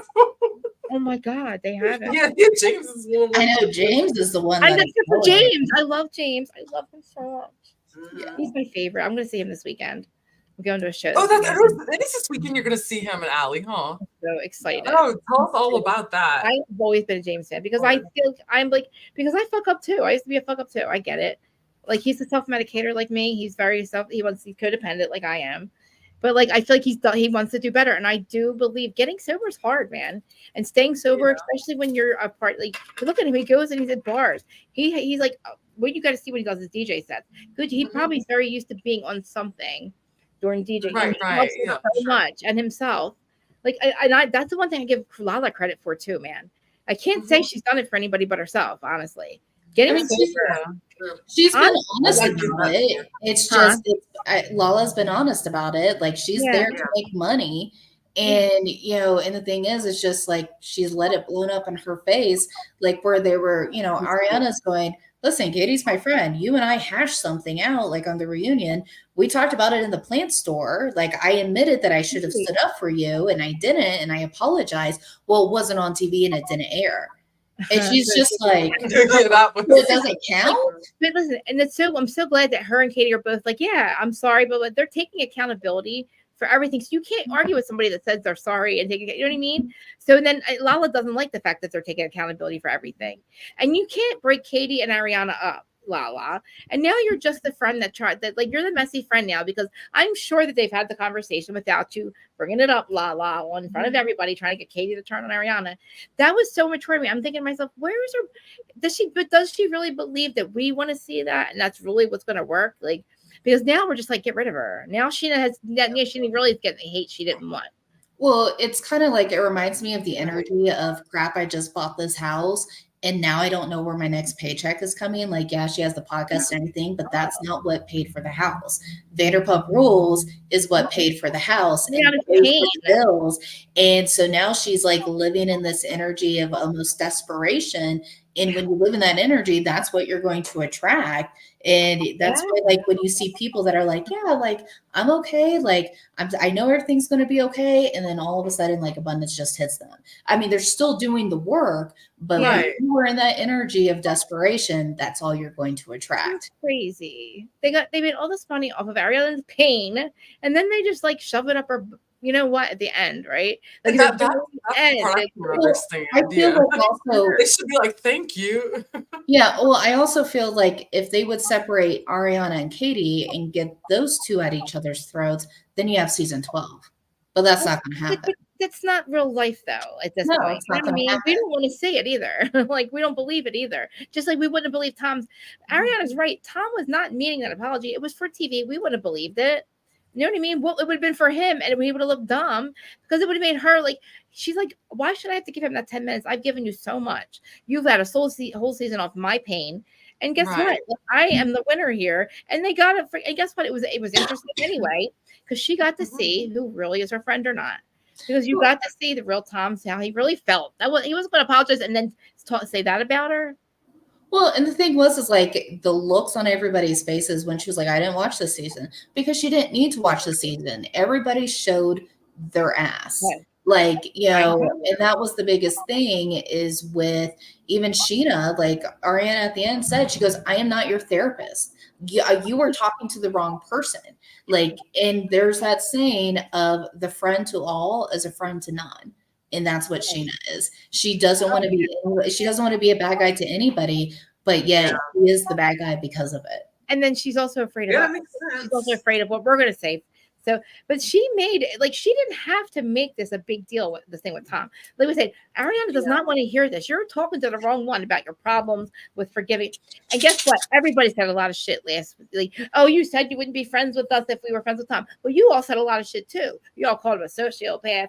So let's just go back and forget what everybody said. When they were in pain, Ariana's allowed to change her mind. And actually, she gave Sheena, she's like, I love you. You're my family. And Sheena still shoved it up her ass. So I'm just glad she's going to see or hear what they really feel. As heartbreaking as it is, like you said, sometimes you just got to get that shit out of the way. Well, and the thing is like, what was it? Sheena actually punched Rachel. I know. When all of this came out, I know. And I was like, wow, this girl is like right alive for her check. Like, that's like really extreme, but at the same time, like, you're there as it all goes down to the point that you can't even be on set together. And she's like, and then she now this, but she didn't get cheated on. I think she forgot she wasn't the one that got cheated on. She's not in love with Tom Sandoval. It's not on, and it wasn't on Ariana to make everybody else feel good about what the fuck he did. That's what made me so mad. That even production made it on her. Nothing should have been on Ariana. Why should she have to pick up her cats and move? He can move. He fucked up. And actually, Rachel said, go to my apartment. Why did you have to stay there? I get it, Tom, but don't make it. But see, the thing is, they weren't actually making a problem about them staying together. It was everybody else. But then the thing with the dog, I don't know how she left her animals to begin with for weeks at a time. That's Yeah, her. yeah. Like, I hope she must have trusted him enough, because I don't even trust my husband with my 5 cats. So I don't think it was him. I think she trusted Anne. that's what I was thinking. Like, maybe Anne and Billy Lee really would take care of Maya and Yeah. Chloe, or whoever's left, Chloe, right? And her cat. Like, because, yeah, like, if I'm not, I have like, my friends are like, I have a 2-hour window if I go anywhere, because I start to get really antsy. Plus, I'm picking up everybody's energy. And then I just want to go home and be with my cats and be in my house. And then I'm like, why do I never want to do anything? Like, there's all these events they go to, and I get like, I freak myself out the day of them. I just want to be home. I like being home. I like my plants. I like my pool. I like my cats. I like my little house and my husband that just sits and plays his PlayStation all day. This man doesn't say, his alarm goes off at 3:45. He doesn't even know how to use a snooze button. He's like, I mean, I get up with him, but like, he's like, it's so crazy. So opposite of me. You die, Stefanie. You'll die. You'd be like, really? Really? He's so opposite. I'm like Animal from the Geico commercial, the Muppets. In the morning, the Geico commercial. Because my husband, it's like 3:45, and he's like, he's getting ready for work. And I'm like, because I'm like, up. I'm like, I'm at my best in the morning. I got manic energy. I love this manic energy. And he's like, can you stop? I'm like, I know. He's like, you're Animal from the Animal. The commercial. The people are sitting there, and the people are like, there's an animal in our attic. And he's like, yeah. And people are like trying to drink their coffee. He's like, you're Animal, man. I'm like, I know. I'll start texting Kim. I'm like, I'm like, all right, I'm just unloading. I'm just answering you from last night, because I go to bed at 6:30. I usually can't. Usually I'm like in bed by 6 or 6:30. That's why I didn't make it last week. I was like, I can't. Teresa's draining my energy. She's draining my energy. I gotta go to bed. It sounds like you need to get a black Tibetan quartz to wear. My God. Wear it. Okay. Yeah, wear it. It will put like a protective energy around you. All right. I order some from Amazon, but should I go to like East Meets West store instead? Yeah, like go to like a metaphysical shop. Okay. All right. Yeah. I wondered that, because you never know what people are putting into their energy when they send their crystals. Yeah. You know what I mean? I thought about that. I was like, oh, what if they put like black energy? What if they put dark energy into it and send it to me? Like, I don't know. Well, you can always clear it. I mean, it's quartz. You can always clear All right. it. So what was it? Black Tibetan quartz? Yeah, black Tibetan quartz. It's basically, it looks like quartz, and then it has like little black streaks in it. Okay. Yeah. To be honest with you, I have so many crystals, I couldn't tell you what they are now. So I don't know what to do. I just kind of set them in a bowl. Okay. You need to spread them out. You need to grid them. Right. So I have these long ones, right? These long, I don't know what they are. I have to show you, but they're like over my doorways. Are they like a milky white color? Yeah. It's selenite. Yeah. I'll have to show you one. If I could reach the doorway, I would get it down and show you. I can't reach the doorway right now. Yeah. But all right.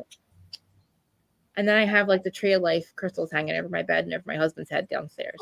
I'm telling you, he started having dreams.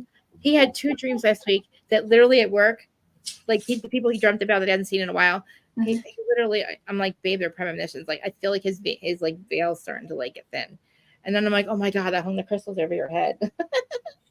Because he used to have bad dreams. He's always had nightmares of being chased and being in wars and stuff. I'm like, oh no, babe, you might have been like 20 and back or something. I keep telling him, he's like, what is 20 and back? I'm like, don't even worry about it. Don't ever Google it ever. Just forget about it. I'll cut that cord for you.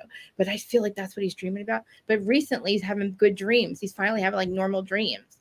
I was like, oh my God, see? And then he sees the cardinals. I have like, I have to tell you about my birds. I have cardinals that are here every single day in the wintertime, daytime, all day long.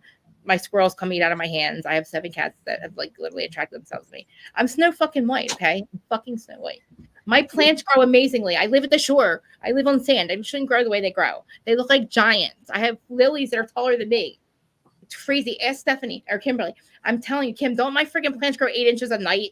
Yeah, they do. What the fuck? I just Wow, they are. They're today. Guess what? Today it's 45 inches.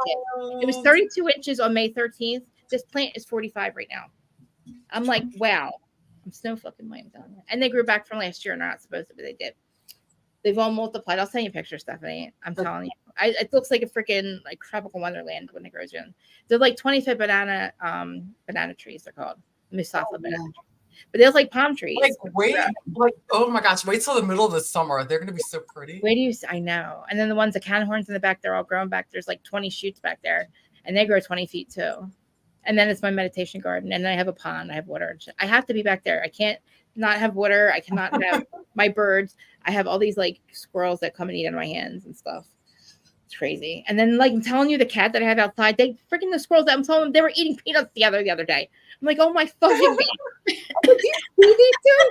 I'm like, this is fucking Snow White. I'm like, they're talking and they're facing each other and they're fucking looking at me and they're going, I'm like, and I'm the person that yells at squirrels. I'm like, get out of the road. No, and you start yelling back at me and I'm like, they literally broke into the peanuts, ate them all, and then yelled at me when there was none left. And I have a video of it. I'm going to show you the video. He's pissed. He's running around the gazebo, fucking picking up all the shells that are empty. And he's looking at me. I said, motherfucker, you ate them all, Fatsy. Where do you see the video? And he's like, no. I said, you fucking ate them all. And then him and the cat are chasing each other. It's fucking wild. I'm like, nobody believes I was Snow White. I'm telling you, I have like Charlotte's Web and shit. I have a fucking spider that never leaves. I have these birds that 2 years in a row, mourning doves. I used to have window units, right? So second floor window units.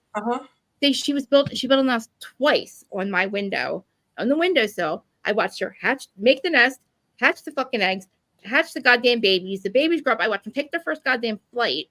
Okay. She was always in my window watching me. It's morning dove. I have trees everywhere. She did 2 years in a row. And then I swear she's still out back.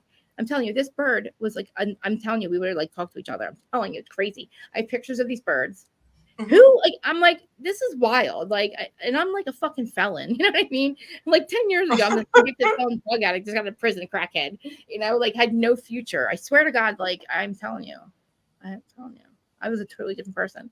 I'm telling you, after 2012, something happened. And I know that I'll have to tell Stefanie later. I don't want to say it either. It's too controversial. But something happens, people have near-death experiences. It's kind of like, some people don't really believe in it, but death and rebirth. It happens all the time. My higher self walked in and half of me walked out. Half my soul walked out. I was too tired. Fascinating. I can feel it though. I know. I didn't know what was happening. And then something happened in 2020. I was like, holy shit. Oh my God. It's real. I was like, oh my God, holy crap. Like, it's so weird. Awakening. I can tell you the date. It was January 16th, 2020. I was watching Surviving on Netflix, Surviving Death on Netflix. I swear to God, I did not know that so many people had near-death experiences. I had no fucking idea. Thousands. I was like, from that day on, I was obsessed. I've been learning ever since. I forget everything I learned in school. That was all a goddamn lie. I forgot all that. No wonder I didn't retain it. I'm like, I wasn't supposed to. Steph, I'm telling you, I can't stop learning. I'm telling you, I went through all Dolores Cannon stuff. Then I went through like all of this guy Campbell's, I think it's Campbell, my big toe, my theory of everything. Oh my God, he explains everything. And then, did you see Terrence Howard? Stefanie, did you see Terrence Howard? What the fuck? Wait, what's going on with Terrence Howard? Yes, he's got 95 patents. Google him on goddamn YouTube. He just did an interview with Joe Rogan 3 hours long. This motherfucker's a genius. He has solved our fucking problems. He has literally, I had no idea. Nobody knew. He's apparently since 10 years old, he's been going in his dream and going into this place where it was learning mystery schools and learning all this stuff. And because he became an actor because of his parents. The Acosta Records? Was he? Yes, he does everything. Just look him up on YouTube. Look up this interview. I have heard him. I've watched him do seminars. 95 patents he has. 95. All of it have to do with energy and everything and like gravity. He's like, hi Dustin. That's my partner, Dustin, right there. He's one of my Dustin. He's used to me, Gab, like going on and on. Listen for Dustin. You see Dustin? I forget he's there. I'm like, Dustin. He's like, I'm just listening to you. I was like, oh shit. He's like, I'm just listening. Because I usually do shows by myself. Because I don't stop talking. That's why I don't have a co-host. A permanent one, right, Dustin? Aaron. Aaron was my co-host for a while. Dustin loves it though. I'm like, Dustin, no, it's not funny, Dustin. I'm like, she's fucking evil, Dustin. Believe me, she's evil. He's like, I know. I'm like, he's like, I think she should go. I was like, no, fucking, she should really go, Dustin. I'm like, no, she shouldn't just go. She should really go. Because he's all like quiet and nice. I'm like, no, Dustin, she needs to fucking skip it the fuck out of here. Like, lot of us are locked up. You never meet such a fucking lucky felon in your life. Who the fuck gets out of jail, right? Out of prison with a house, a fucking person, a job, with money. These bitches come out here and they get like all these people give them all this shit, right? And then they fuck it up. How dare they? I got out of prison. I was fucking homeless when I got out of prison. Okay, these bitches got it everything and they still fuck it up. I'm who gets that? Luckiest fucking felons I've ever met in my motherfucking life. That's a reality show. It's like, can't you get it together? Who does that? I've been crawling myself out of the gutter since I got out of prison. I'm like, and these bitches get everything. I'm like, this bitch got literally the one that's on now. Oh my God, this guy lives in New Jersey. He goes to Vegas and gets an apartment, a truck, and money and runs for life until he can get back there. Oh my goodness. How you know? I would never use anybody. Like, that's my problem. I'm too nice. I'm too fucking like, But like, I love you, babe. I'm sorry. I'm not using you. I love you. But like, it's like what the fuck? I didn't want that. I'm just saying. But like, who fucks that shit up, right, Dustin? Because we do love after lockup. All right, I'm done. I'm sorry. I told you don't want me to come on here. I told you. Probably go to bed. I've been high all day. I did high tea. I just did high tea for an hour and a half before I was on here. Oh goodness, yo! I would love to stay longer, but I have to. My dog child needs me. I have to take her. I have to give her her meds. She's got to go to the vet early in the morning. Oh. My cat is literally sitting in the chair next to me, staring at me. He has his own chair, like staring at me, going, "Where's my food?" Right? Like it's past Manchester. It's 7:30. It's past dinner time. Manchester's the big black white. He's the big boy. He's the guy. I have like sister wife cats and one big man cat, Manchester. I'm telling you, he's like staring at me right now because he knows I got to feed all three of them. Because he's like, yeah, it's all right. And you know me. I didn't shut the fuck up the whole time. Nah, you'll see. Sorry, love you. Oh, sorry, and I'm never gonna miss her. Oh. No, I'm just cracking at the one statement of she butters her bread on both sides. I'm like, oh yeah, I've never heard that saying in a long. I never heard it ever. I heard that a minute. That's funny. I was like, yeah, that's exactly what Sheena does. Yeah, she does. Oh my God.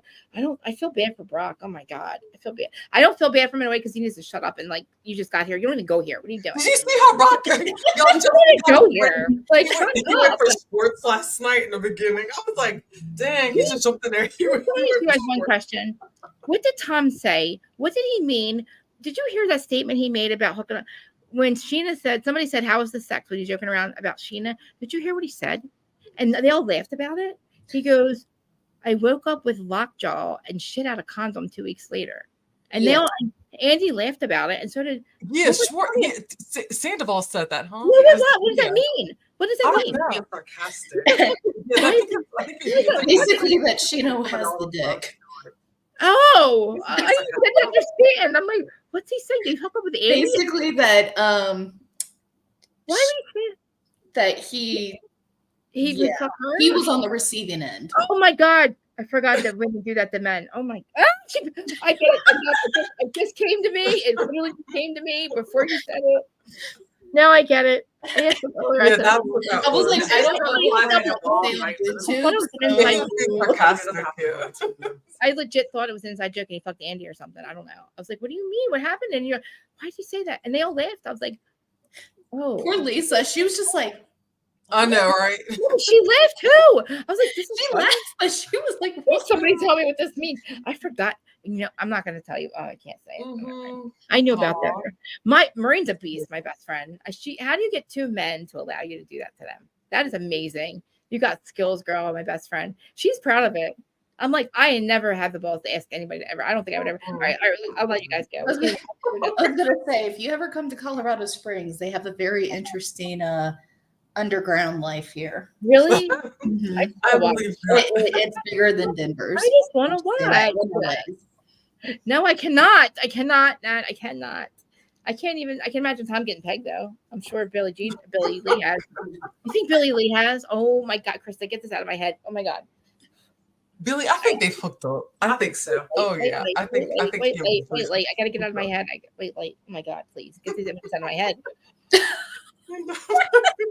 Can you imagine her with a strap on? No, and I keep thinking about it now. That's And now I'm like, thinking about freaking Schwartz and Lisa. He does say he'd always. I think he does it for attention. He does so it for that makes sense. attention. Yeah. He does. He always says extreme things. I can't believe he fucking said that. Oh my god. Why is that Oh funny? boy. Oh, on that note, we have to get going. I gotta go. It's so nice hanging out with y'all. She's gotta go home. I gotta I love you guys. get my dog together and everything. I But gotta go home and eat. yeah, dude, I'm gonna get. Yeah, I'll get everybody all plugged up. Yeah, Christy, you want to tell everybody where to find you really quickly? Yeah.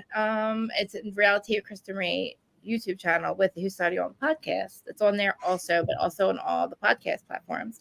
And then I have one episode that comes out with my co-host Dallin from the Salty Houses podcast once a week, talking Jersey.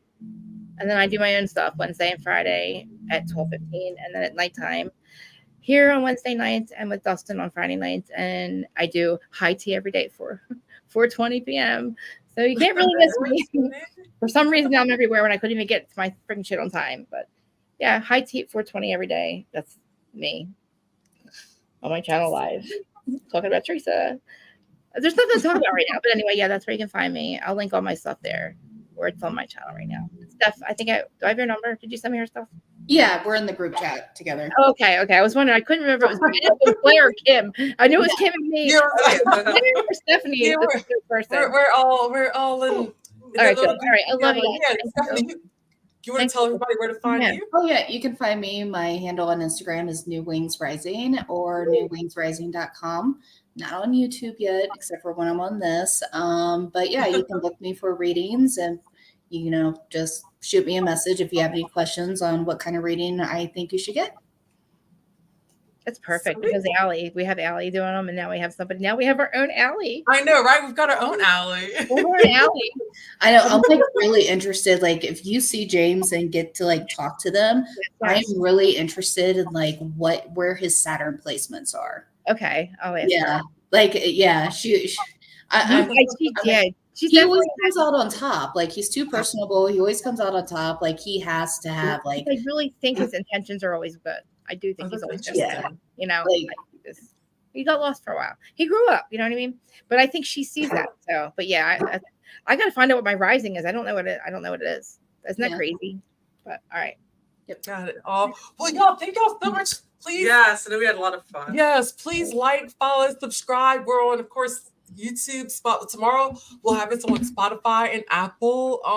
But thank y'all so much. Instagram, we're there too. TikTok is the pop culture green room. And yes, on that note, it looks like we're getting tired. Thank y'all so much, and we will reconvene and see y'all very soon. Y'all have a good night. Bye, guys. Bye. Thanks for hanging and listening to my shit. We love it.